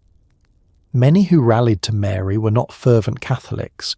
They were people who believed in the proper line of succession and resented Northumberland's naked power grab. Mary's 20 years of visible, dignified suffering had also earned her a great deal of public sympathy, and there was widespread affection for the wronged daughter of Catherine of Aragon. All of this converged into a powerful wave of support that no proclamation from the Tower could counter.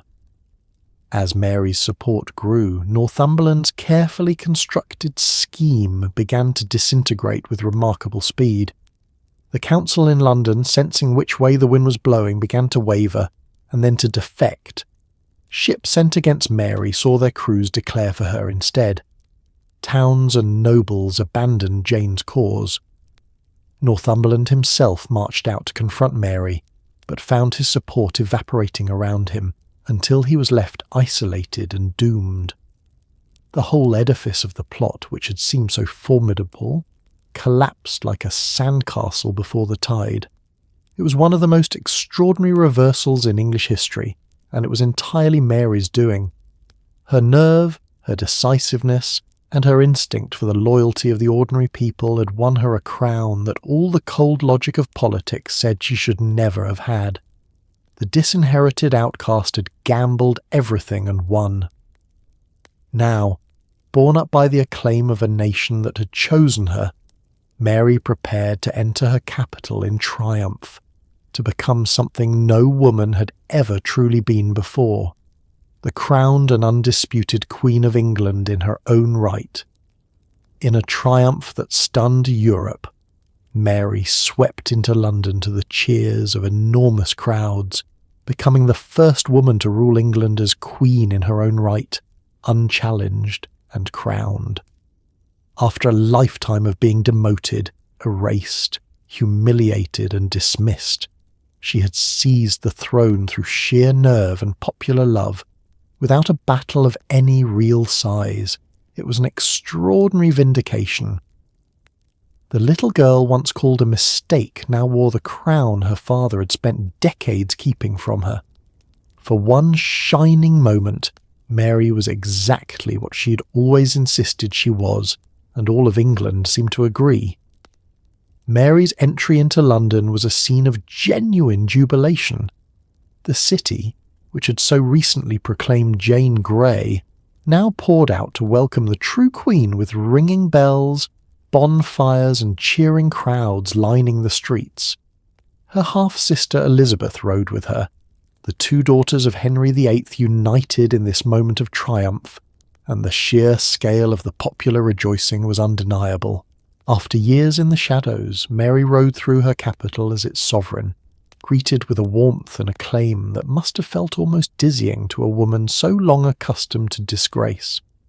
The historical significance of the moment can hardly be overstated. No woman had ever before ruled England as queen in her own right, as a reigning monarch rather than merely the wife of a king.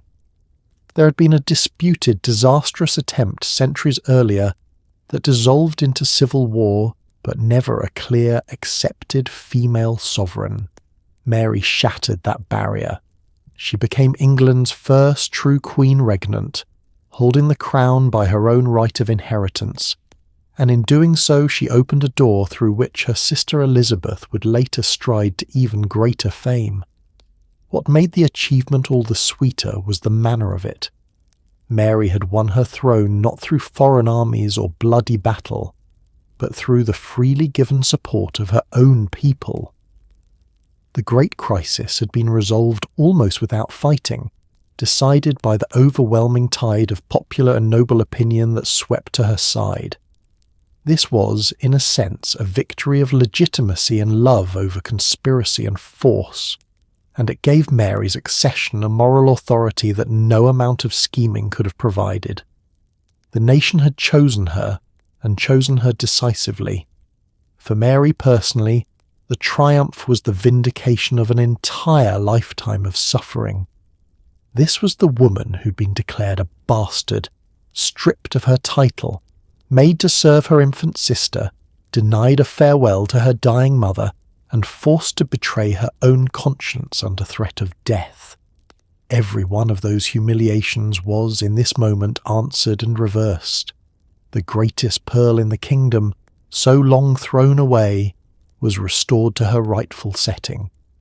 It is hard not to feel, whatever came later, a certain satisfaction on her behalf at this hard-won reversal of fortune. She was crowned in a magnificent ceremony, taking the throne with all the solemnity and splendour the occasion demanded.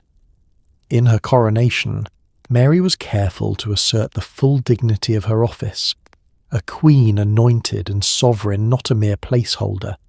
She had waited 37 years for this, through more adversity than most people endure in several lifetimes, and she meant to rule as fully and completely as any king. The mistake, the outcast, the disgraced Lady Mary was gone. In her place stood Mary I, Queen of England. But triumph, in Mary's life, never lasted long without complication. Even in this moment of glory, the seeds of future trouble were already present. The very fervour of faith and family loyalty that had carried her to the throne would soon drive decisions that squandered much of her people's goodwill. And one of the first problems she faced was a poignant one.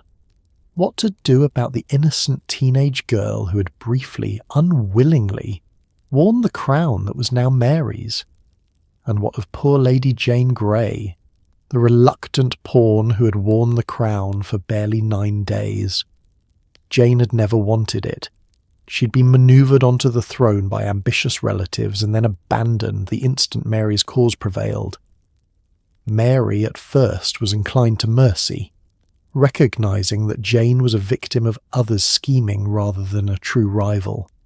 Jane was imprisoned in the Tower, along with her young husband, her fate left hanging, uncertain.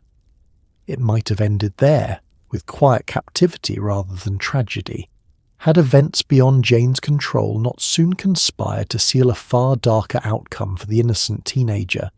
Jane Grey's story is one of the genuine tragedies of the Tudor age. She was a young woman of remarkable intelligence and deep Protestant conviction, only about 16 years old, who'd been thrust into a role she never sought. When Northumberland and her own ambitious family informed her that she was to be queen, she reportedly protested, insisting that the crown belonged rightfully to Mary. She was overruled, pressured, and effectively forced onto the throne against her will, a pawn moved by others in a game she had no wish to play. Her brief reign, lasting only about 9 days, was a fiction almost from the start, sustained only as long as Northumberland's scheme held together. When the country rallied to Mary and the plot collapsed, Jane's supporters melted away, and her own father, one of the plotters, abandoned her cause to save himself. Jane went from proclaimed queen to prisoner in the space of a week and a half, deposed by the same swift tide of events that had raised her up. She was left holding the consequences of a scheme she had never wanted, betrayed by nearly everyone around her. Mary's initial instinct toward the fallen girl was notably merciful, and it reflected the better side of her nature. She understood clearly that Jane was a victim rather than a villain, a young woman manipulated by grasping relatives and ministers, not a genuine rival plotting for power. The real culprits, in Mary's eyes, were Northumberland and the other architects of the plot, and it was Northumberland who was swiftly executed for his treason. Jane herself, Mary was inclined to spare, keeping her imprisoned in the Tower, but with a real expectation that her life would ultimately be preserved. For a time this merciful course held, Jane and her young husband, Guilford Dudley, remained prisoners in the Tower, but not under sentence of immediate death, and it seemed genuinely possible that Mary would eventually pardon or quietly release the harmless teenager once the danger had passed. Mary was not by nature bloodthirsty toward those she saw as innocent, and Jane posed no real threat as long as she remained a passive prisoner. Had circumstances remained calm, the 9 days queen might well have survived, perhaps to live out a quiet life away from the throne. But Tudor politics rarely allowed such clean and merciful resolutions, and events soon conspired to doom the innocent girl. The problem was not Jane herself, but what she represented. A living, breathing alternative queen, a Protestant figurehead around whom future rebellions might gather. As long as Jane lived, she was a potential rallying point for anyone who wished to challenge Mary, whatever Jane's own passive wishes might be. This latent danger meant that Jane's continued survival depended entirely on the political weather remaining calm, a fragile hope in so turbulent an age. That calm would not last. Within months, a rebellion would break out, driven by an entirely different grievance, and its outbreak would make the imprisoned Jane suddenly seem far too dangerous to leave alive. The innocent teenager, guilty of nothing but being born royal and used by others, would become a casualty of a conflict she had no part in. But that grim turn was still to come. First, the new queen turned to the great mission that had sustained her through every dark year of her life, the restoration of the Catholic faith to England. Now firmly in power, Mary set about the great mission of her life, returning England to the Catholic faith. She reversed her brother's religious reforms, restored the Mass, and worked to undo the break with Rome that had cost her mother so dearly, and branded Mary herself a bastard. To her, this was not politics but sacred duty, the mending of a wound decades deep. But England had been Protestant-leaning for years now, and turning a nation's conscience back is far harder than issuing a decree. Mary was trying to reverse a river by royal command, and the current it would turn out ran stronger than she knew. The restoration began cautiously but moved steadily. Mary's early acts of Parliament swept away the religious legislation of her brother Edward's reign, undoing the Protestant settlement piece by piece. The Latin Mass, so long forbidden, was made legal again and swiftly returned to churches across the land. The English prayer book was set aside, altars were rebuilt where they had been torn down, and the old Catholic ceremonies with all their colour and ritual began to reappear. For Mary, each of these reversals was a small act of healing, a restoration of the sacred order she believed her brother's government had violated. The deeper goal, dearer to Mary's heart than any individual reform, was to reconcile England fully with the Pope and the Church of Rome. This was the wound that mattered most, the schism her father had created and that had led directly to her mother's ruin and her own disgrace. To undo the break with Rome was, for Mary, to undo the original sin of her family's tragedy, to set right the great wrong from which all her suffering had flowed.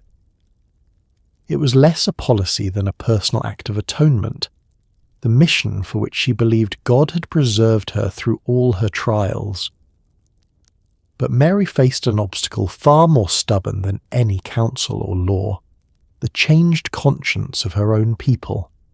England had lived through some 20 years of religious upheaval, first Henry's break with Rome, then Edward's aggressive Protestantism, and a whole generation had grown up in the shifting new order. Many, especially in London and the South, had genuinely embraced reformed beliefs, and even those who had not were weary of endless religious change. Turning the nation's heart back to Rome was not a matter of law, but of belief, and belief does not shift on command. There were practical complications too, thorny problems of property and self-interest. During the upheavals of the previous decades, vast church lands and monastic estates had been seized and sold off, ending up in the hands of powerful nobles and gentry. These men had no wish to see the old church fully restored if it meant surrendering their profitable acquisitions. Mary and the Pope were eventually forced to accept that these lands would stay in their new owners' hands, a pragmatic compromise that revealed just how deeply the break with Rome had embedded itself in the fabric of English society. Mary approached the whole enterprise with the tireless devotion of someone fulfilling a sacred calling, but also, at times, with a rigidity that failed to grasp how much her country had changed.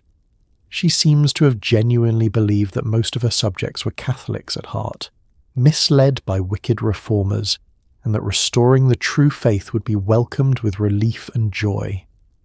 In this she badly misjudged the mood of a significant and growing portion of her people. She was, in a real sense, trying to reverse the flow of a river, and the current of religious change ran stronger and deeper than she was willing to see. This gap between Mary's vision and England's reality would shape the whole troubled course of her reign, and it would be widened enormously by the next great decision she made, a decision of the heart as much as of faith that would test her people's loyalty as nothing else had. Her choice of a husband. Then Mary made the decision that would poison much of her reign. She chose to marry Philip of Spain, heir to the vast Habsburg Empire, a match that thrilled her Catholic heart and horrified nearly everyone else in England.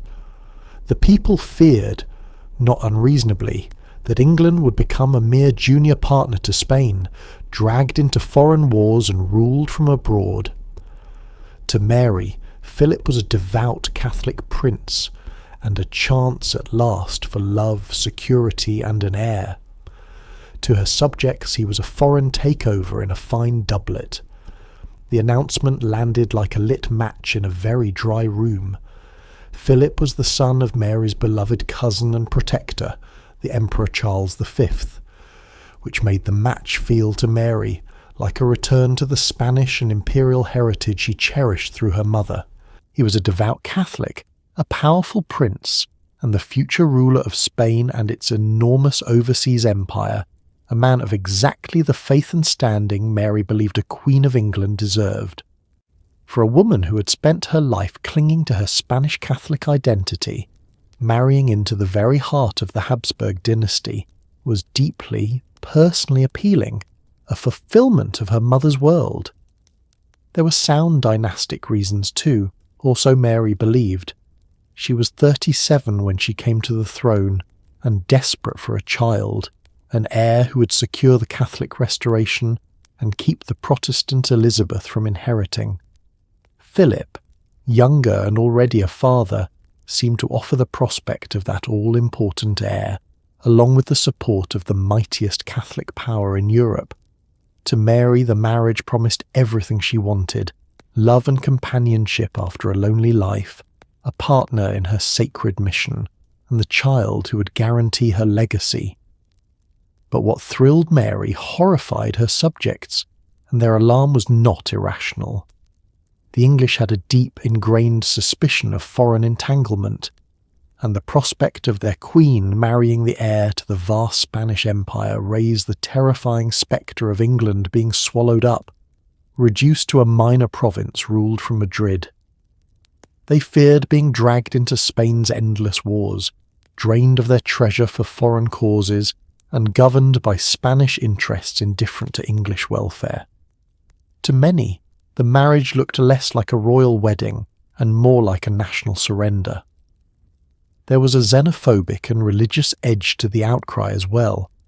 Spain was, in the English popular imagination, a land of dark Catholic zealotry and the dreaded Inquisition, and the idea of a Spanish king consort filled Protestants with genuine dread. Even many Catholics and moderates disliked the match, worried less about religion than about English independence and dignity. The opposition cut across the usual divisions, uniting people who agreed on little else in their shared alarm at the thought of Philip of Spain sharing their queen's throne and bed. Mary's councillors and Parliament tried to warn her, even to dissuade her. They urged her to marry an Englishman, to choose a match that would reassure rather than alarm her people. A parliamentary delegation formally petitioned her against the Spanish marriage, but on this, as on her faith, Mary was immovable. She'd made her choice, and she regarded it as her sovereign right and her personal happiness, not a matter for her subjects to dictate. Terms were negotiated to limit Philip's actual power in England, but the concessions did little to calm the widespread fury.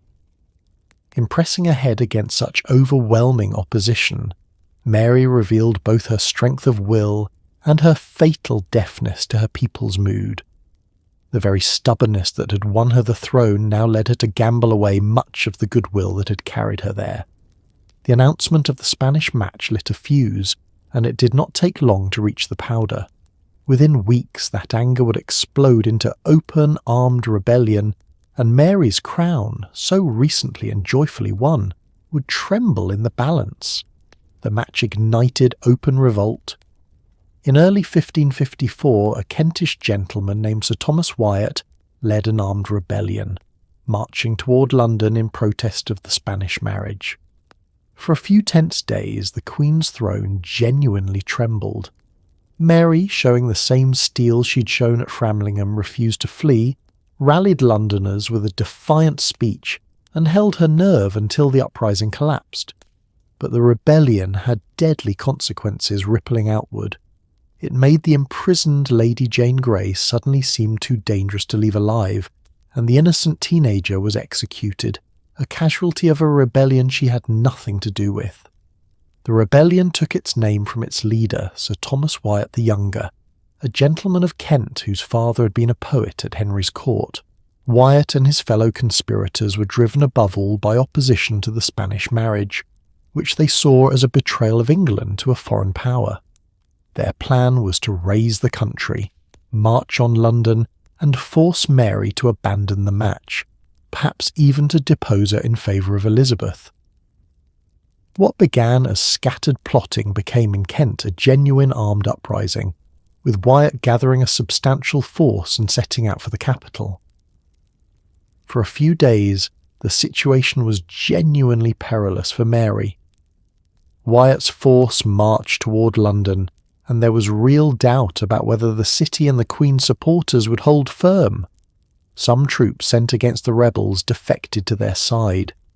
The rebellion came close enough to the capital that panic gripped the court, and there were urgent calls for Mary to flee to safety before the rebels arrived. It was, briefly, one of the most dangerous moments of her reign, her newly won crown suddenly at hazard from her own outraged subjects. But Mary responded with the same extraordinary courage she had shown at Framlingham.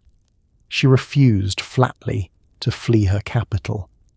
Instead, she went to the Guildhall and delivered a rousing, defiant speech to the citizens of London, appealing to their loyalty, presenting herself as their rightful and loving queen, and rallying them to her defence.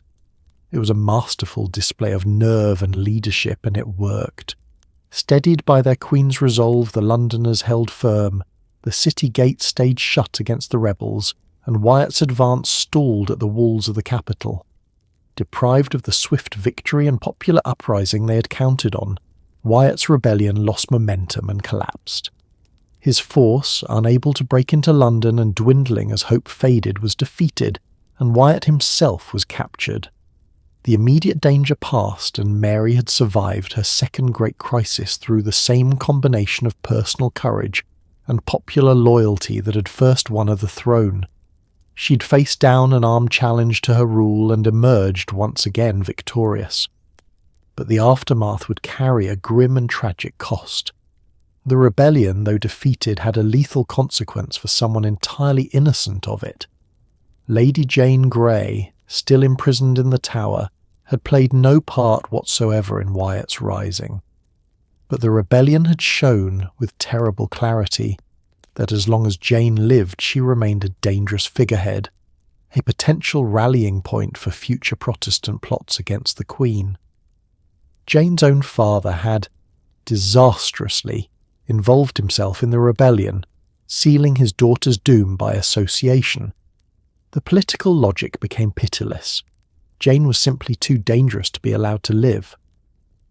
And so, the merciful course Mary had earlier favoured was abandoned under the pressure of events. Jane Grey, the reluctant 9 Days Queen, guilty of nothing but her royal blood and others' ambitions, was executed along with her young husband, a tragic casualty of a rebellion she had no hand in. It was a cruel, and to many an unjust end for an innocent girl, and it darkened Mary's reign. The rebellion's shadow reached further still, falling next upon a far more prominent and dangerous figure, Mary's own half-sister. Suspicion fell hard, too, on Mary's half-sister Elizabeth, the Protestant heir presumptive and the obvious figurehead for any anti-Mary plot. Though no firm proof tied Elizabeth to Wyatt's rebellion, the danger she represented was undeniable, and Mary had her arrested and imprisoned in the Tower of London, the same fortress where their mother's rivals had met grim ends. Elizabeth, terrified but shrewd, protested her innocence and gave her interrogators nothing. It was an agonizing standoff between two sisters bound by blood and divided by faith, each the other's greatest threat. Elizabeth survived, but the mistrust between them would shadow both their reigns. Elizabeth's position after Wyatt's rebellion was extraordinarily perilous. As the Protestant daughter of Anne Boleyn and the next heir to the throne, she was the natural focus of every hope and scheme aimed against her Catholic sister. The rebels had, at the very least, contemplated placing Elizabeth on the throne, and this alone was enough to cast deep suspicion upon her, whatever her actual involvement. To Mary's advisers, and to Mary herself in her more fearful moments, Elizabeth looked like the living embodiment of the threat to everything the Queen was trying to build.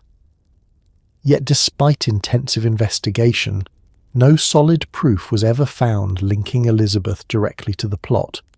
She had, whether through genuine innocence or great shrewdness, kept herself carefully clear of any incriminating commitment. Still, the suspicion was enough.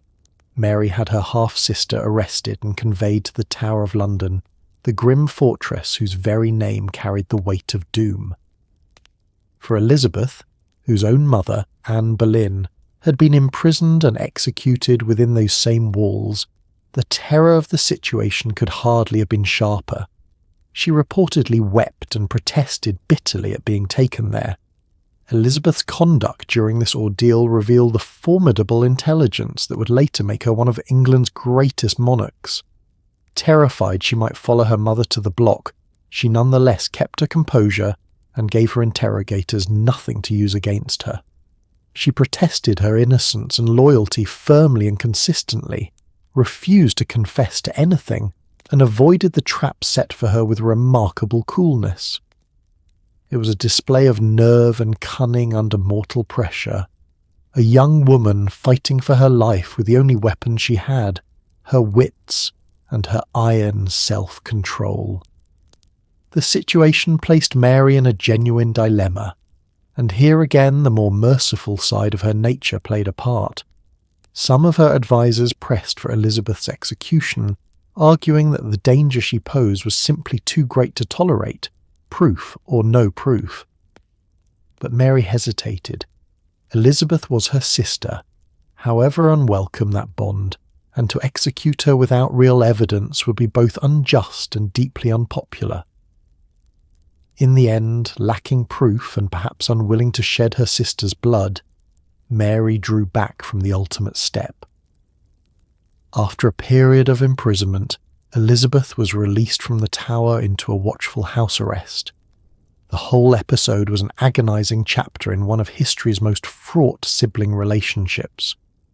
Here were two sisters, daughters of the same towering father, bound by blood but divided by everything else: religion, temperament, and the brutal logic of succession. Each was, in a very real sense, the other's greatest danger. Mary was the Catholic Queen. Elizabeth was the Protestant heir who would inherit if Mary died childless. Their fates were locked together in a way that made trust nearly impossible and mutual fear almost inevitable. Elizabeth survived, her nerve and Mary's restraint carrying her through the crisis, but the mistrust forged in these terrible months never truly healed.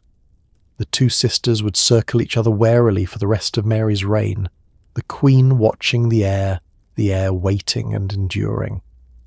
It is one of history's great ironies that the sister Mary imprisoned and feared would go on to become Elizabeth I, one of the most celebrated rulers England ever knew.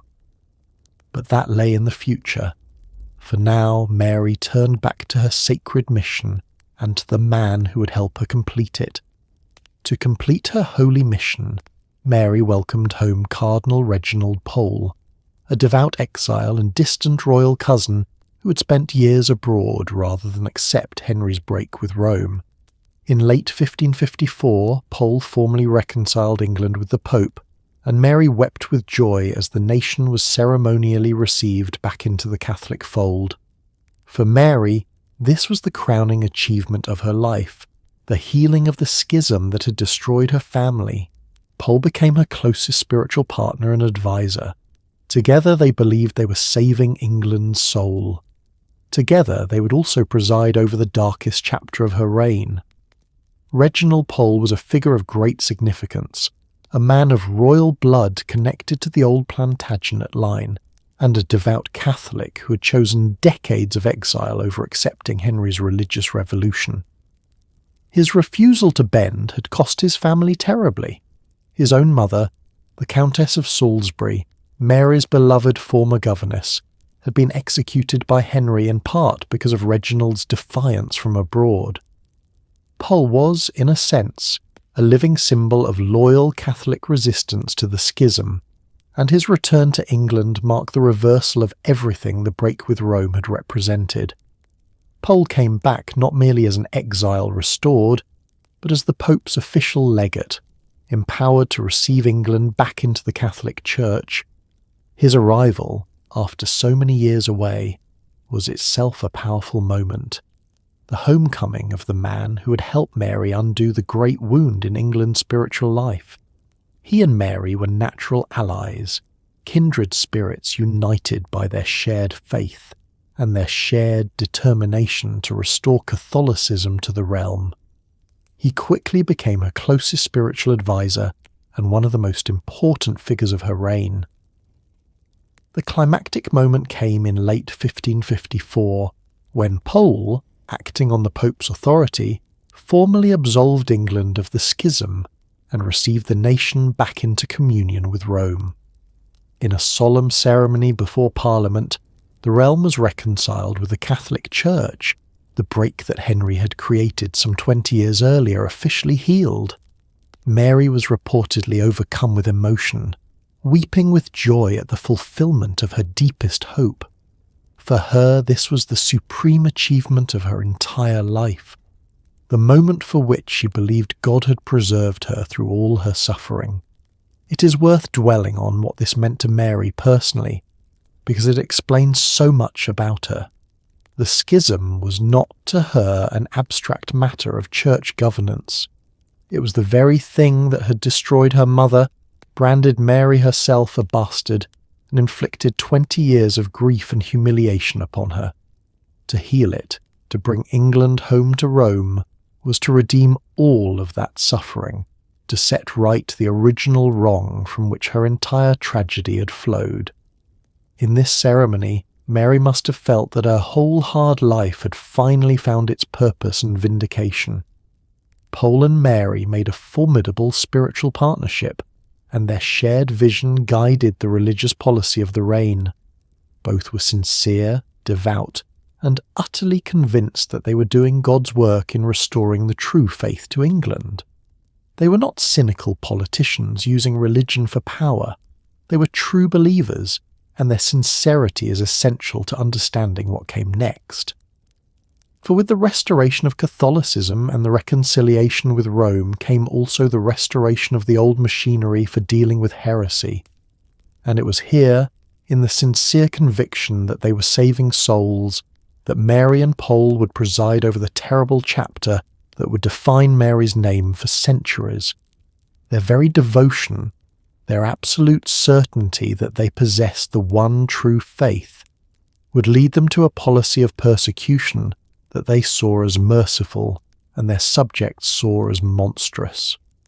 The road back to Rome, so joyful for Mary, was about to pass through fire.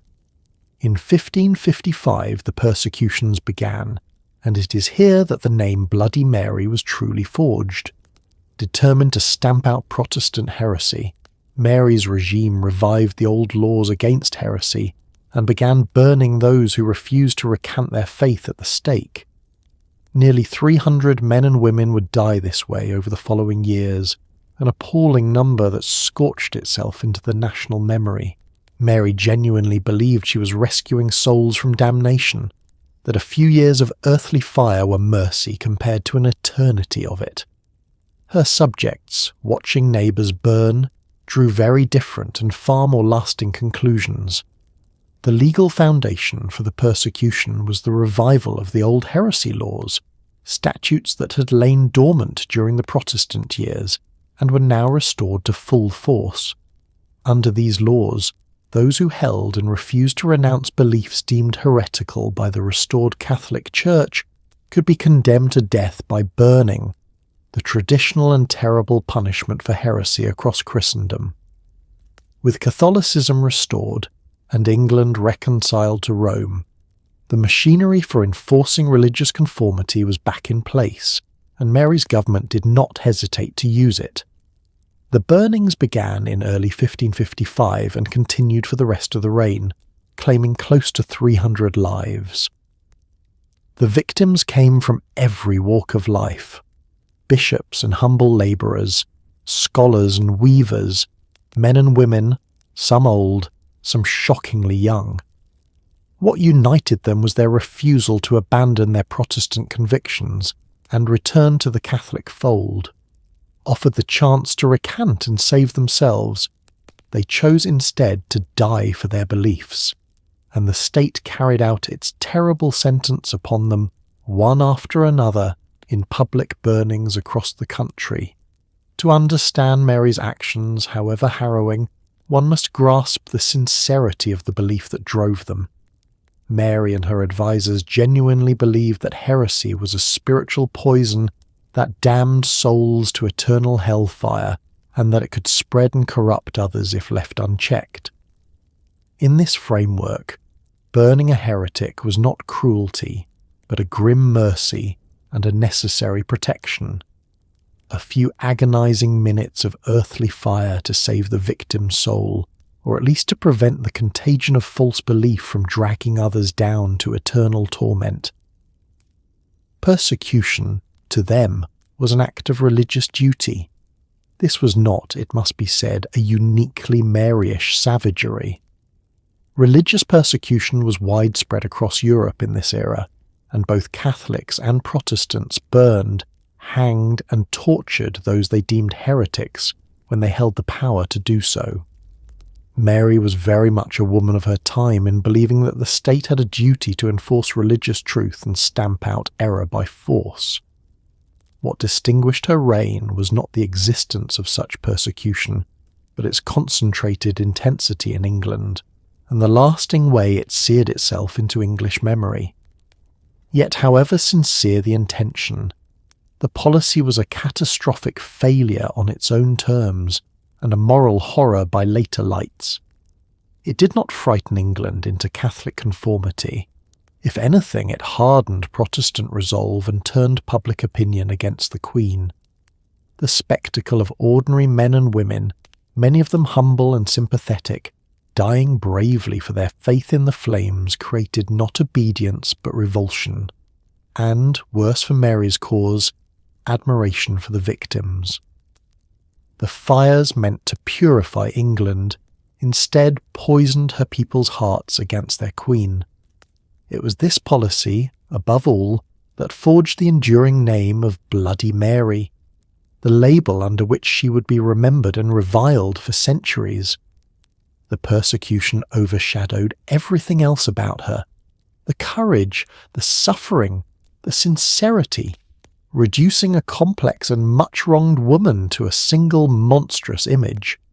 And the deaths that did the most damage to her reputation, the ones that became legend, were those of a handful of prominent churchmen who met the flames at Oxford with a defiance that would echo through the ages.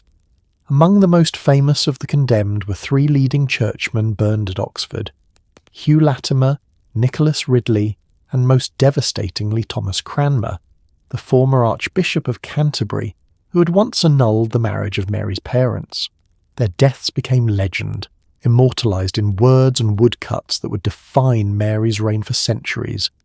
Cranmer, having recanted under pressure, dramatically withdrew his recantation at the last moment and thrust the hand that had signed it first into the flames. These public, agonising deaths did not frighten England into obedience. Instead, they created martyrs, and martyrs, as any historian will tell you, are far more dangerous than living opponents. Hugh Latimer and Nicholas Ridley were among the most prominent Protestant churchmen of the age, both former bishops and leading figures of the English Reformation under Edward. Condemned as heretics, they were burned together at Oxford in October of 1555, and their deaths became one of the defining images of the entire persecution. As the flames were lit, Latimer reportedly spoke words of encouragement to his fellow victim that would be remembered for centuries, bidding Ridley to be of good comfort and declaring that they would that day light such a candle in England as would never be put out. It was a prophecy that proved devastatingly accurate. But it was the third and most prominent victim whose death struck the deepest blow to Mary's cause. Thomas Cranmer had been Archbishop of Canterbury, the highest churchman in England, and the chief architect of the English Reformation under Henry and Edward. He had also, crucially, been the man who annulled the marriage of Mary's parents, declaring Catherine of Aragon no true wife, and Mary herself illegitimate. For Mary, Cranmer was the very embodiment of everything that had ruined her family and her faith, and his condemnation carried an unmistakable weight of personal reckoning. Cranmer's final act, however, turned what should have been Mary's triumph into a propaganda catastrophe. Broken by imprisonment and pressure, the aged archbishop had signed a series of recantations, renouncing his Protestant beliefs and submitting to the Catholic Church. This should have been a great victory for Mary, the most famous reformer in England publicly abandoning his heresy. But the government, perhaps out of a desire for total vengeance, chose to burn him anyway, despite his recantation, an act that violated the usual expectation that recantation brought mercy. Given the chance to make a final statement before his execution, Cranmer stunned everyone by dramatically withdrawing all his recantations. He declared that he had signed them out of fear against his true conscience, and that the hand which had written those false words would be punished first.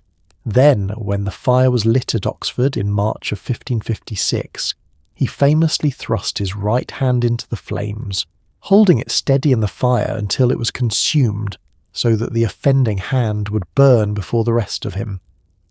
It was an act of extraordinary theatrical courage that transformed a broken man into an immortal martyr. The effect of these deaths was the precise opposite of what Mary's government intended. Rather than terrorising England into submission, they created heroes and legends. The bravery of the victims, especially Cranmer's astonishing final defiance, inspired sympathy and admiration rather than fear. Their stories spread rapidly, told and retold, and became a powerful rallying point for the Protestant cause. In trying to stamp out heresy, Mary had instead given it its most compelling and enduring symbols.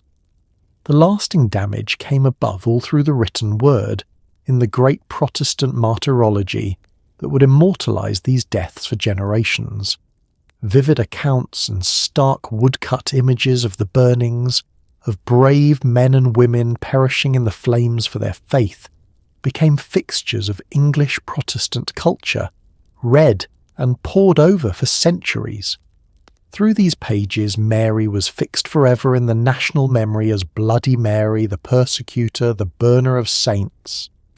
The martyrs she made proved, in the long run, far more powerful than any living opponent could ever have been. And amid these public fires, Mary carried a private agony that made her all the more desperate. Amid the fires, Mary carried a private grief that may explain much of her desperation.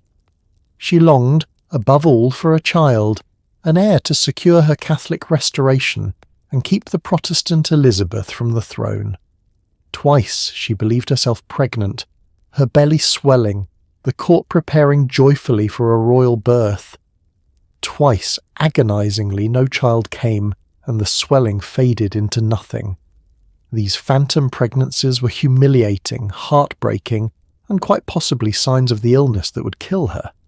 Each false hope left Mary more isolated and more frantic, a queen aging fast, watching her life's great work rest on a future that refused to arrive. The desire for a child sat at the very centre of Mary's hopes as queen, bound up with everything she was trying to achieve. An heir of her own body, raised in the Catholic faith, would secure the religious restoration she had worked so hard to accomplish, guaranteeing that England would remain Catholic after her death. Without such an heir, the crown would pass to her Protestant half-sister Elizabeth, who would, Mary rightly feared, undo everything. A child was therefore not merely a personal longing, but the linchpin of her entire life's mission, the one thing that could make her restoration permanent. Not long after her marriage to Philip, Mary came to believe she was pregnant, and the news was greeted with tremendous joy and elaborate preparation. Her body showed the signs, her belly swelled, and the court made ready for the birth of a royal heir, with all the ceremony such an event demanded. Prayers were offered, arrangements made, announcements prepared. Mary, approaching 40 and desperate for a child, invested all her hopes in this pregnancy, certain that God had granted her the heir who would crown her work. For a time, the whole realm waited expectantly. But the expected time of birth came and went, and no child appeared. Agonizingly, the signs of pregnancy gradually faded, and it became undeniable that there was no baby, that there never had been. It was a phantom pregnancy, a devastating false hope, and the humiliation was public and complete. Mary had proclaimed her condition to the world and prepared for a birth that would never happen, and now she had to face the crushing reality that her longed-for heir had been an illusion all along.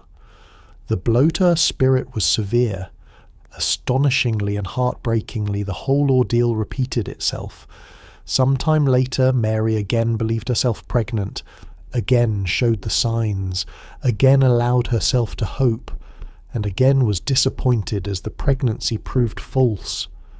Twice she'd believed a child was coming. Twice she had been cruelly deceived by her own body. Modern observers have speculated that these false pregnancies, with their swelling and other symptoms, may in fact have been signs of the serious illness, possibly a tumour or other abdominal condition that would eventually take her life.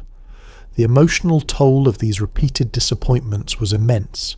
Each false pregnancy left Mary more heartbroken, more desperate, and more isolated. She was aging rapidly, her health declining, and with each passing month the prospect of the heir she so desperately needed grew more remote. Her husband Philip, who had never been an affectionate partner, spent much of his time abroad, uninterested in a marriage that produced no child and offered little political advantage. Mary was left increasingly alone with her grief and her fading hopes. These private sorrows help explain the growing desperation and rigidity of Mary's final years. Watching her life's great work, the Catholic Restoration, come to rest on an heir who would never arrive, seeing the Protestant Elizabeth waiting to inherit and undo everything, Mary grew ever more frantic and ever more fixed in her course.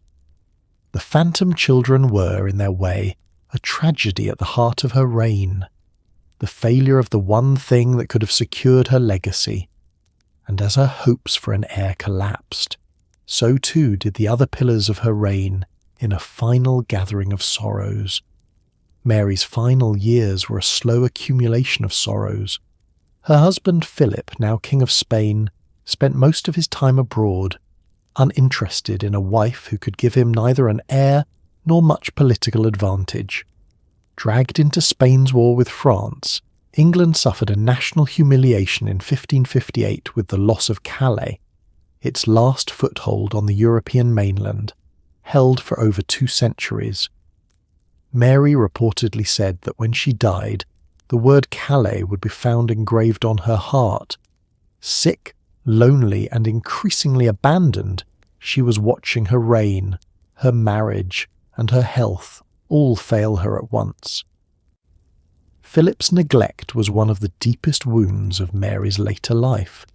She had married him with genuine hope of love and companionship, and she seems to have become sincerely devoted to him.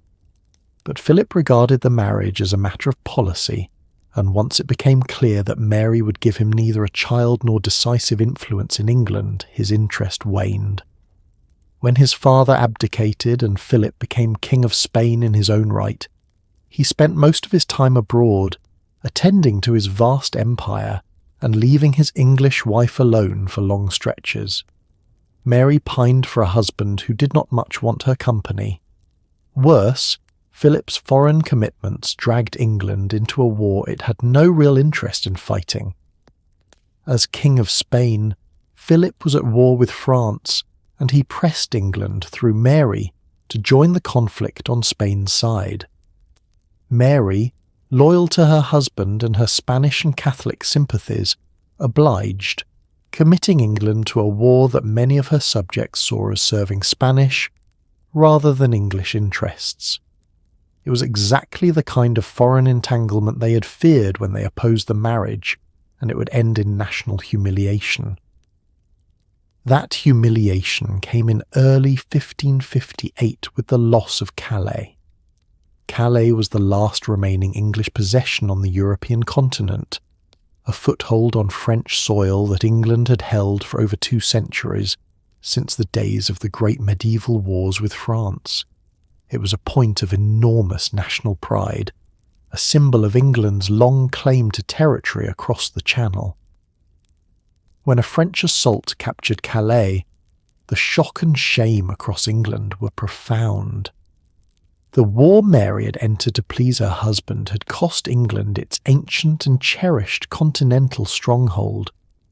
The loss struck Mary personally as a bitter symbol of her failing reign. She is famously said to have declared that when she was dead and opened up, the word Calais would be found engraved upon her heart. Whether or not she spoke those exact words, they capture the depth of her anguish over the disaster. It felt like the final proof that everything she touched was turning to failure, that her reign, entered upon with such triumph and hope, was ending in loss, disappointment, and shame. Calais became the emblem of it all. By this point, Mary's health was also visibly and seriously failing. She had never fully recovered from the emotional devastation of her false pregnancies, and she was increasingly ill, likely with the disease that had counterfeited those pregnancies. Weak, frequently unwell, and worn down by grief, she moved through her final months as a diminished figure, far from the courageous woman who had ridden to claim her crown at Framlingham. The vigorous queen of the triumphant early days was fading into a sick and sorrowful shadow. Above all, Mary was profoundly lonely in these last sorrows. Her husband was absent. Her hoped-for child would never come. Her sister and heir was a Protestant who would reverse her life's work, and her people, alienated by the burnings and the Spanish marriage and now the loss of Calais, had largely turned against her. The woman who had once ridden into London to the cheers of adoring crowds now faced her end isolated and unloved, her reign crumbling around her on every side. And that end, when it came, would deliver the final bitter irony of Mary's much-wronged life. Mary died in November of 1558, most likely of illness sweeping the country, alone in spirit if not in body, her Catholic restoration doomed to be undone the moment she was gone. The crown passed to the half-sister she had feared and imprisoned, Elizabeth, who would reign for decades and cast Mary forever in her shadow. Protestant writers, above all in the famous Book of Martyrs, sealed her reputation as Bloody Mary, a monster of the stake. Yet the fuller truth is sadder and more human. A wronged, devout, stubborn woman, England's first true queen, undone as much by heartbreak and conviction as by cruelty. Mary died in November 1558, worn down by illness and sorrow, likely a victim of the same disease that had produced her phantom pregnancies, possibly worsened by an epidemic that was sweeping the country at the time. She died having lost nearly everything she'd hoped for. No child to secure her legacy, a husband who had abandoned her, Calais lost, her people alienated, and her great religious restoration certain to be overturned. It was a lonely and melancholy end for a woman whose life had contained so much struggle and so brief a triumph. Cardinal Pole, her closest ally, died within hours of her, the partnership ending as it had operated in close and fatal unity. The crown passed, by the very succession her father had established, and Mary had ultimately been unable to alter, to her half-sister Elizabeth. It was the final bitter irony of Mary's life that everything she had feared came to pass the moment she died. Elizabeth, the Protestant sister Mary had imprisoned in the Tower and distrusted for years, inherited the throne and immediately set about reversing the Catholic restoration, undoing in short order the great work to which Mary had devoted her reign. The river Mary had tried to reverse resumed its Protestant course almost at once. Elizabeth would go on to reign for some 45 years, presiding over a celebrated age of English achievement and becoming one of the most famous monarchs in all of history. Her long and glittering reign cast Mary permanently into shadow, the brief and troubled elder sister overshadowed by the glorious younger one. In the national memory, Elizabeth became Gloriana, the great queen, while Mary became merely the grim Catholic interlude that preceded her, the dark chapter before the Golden Age. The contrast between the two sisters could hardly have been sharper or less kind to Mary. The reputation that has clung to Mary ever since, the name Bloody Mary, was forged above all by the Protestant writers who shaped how her reign would be remembered. The great martyrology of the age, with its vivid accounts and harrowing images of the burnings, fixed Mary in the popular imagination as a cruel persecutor, a monster who sent hundreds of innocents to the flames. For centuries this image dominated, reducing a complex woman to a single terrible label, remembered chiefly for the fires she lit and the martyrs she made. Yet the fuller truth of Mary's life is far sadder, far more human, and far more sympathetic than the caricature allows. This was a woman grievously wronged from childhood, declared a bastard, stripped of her title, kept from her dying mother, forced to betray her own conscience under threat of death.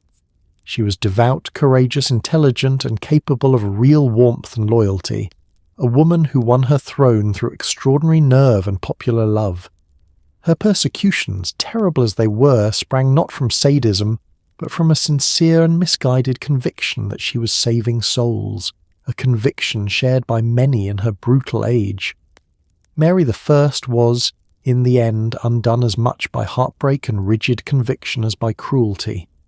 Her tragedy was that the very qualities that made her formidable, her unbending faith and iron will, also made her incapable of the flexibility her age demanded and led her to the policy that blackened her name. She was England's first true queen, a woman of genuine courage and sincere belief, whose life held far more suffering than the simple label Bloody Mary could ever contain. Behind the terrifying reputation was a person, wronged, faithful, and profoundly, humanly sad. And so we come to the end of Mary's long and difficult story. Take a slow breath now, and let the candlelit corridors of the Tudor court fade gently into the dark. Think of everything she carried. A little girl called the greatest pearl in the kingdom, then quietly reclassified as a mistake. A daughter kept from her dying mother, forbidden even a goodbye. A woman forced to sign away her own conscience under the shadow of the block, and haunted by it ever after.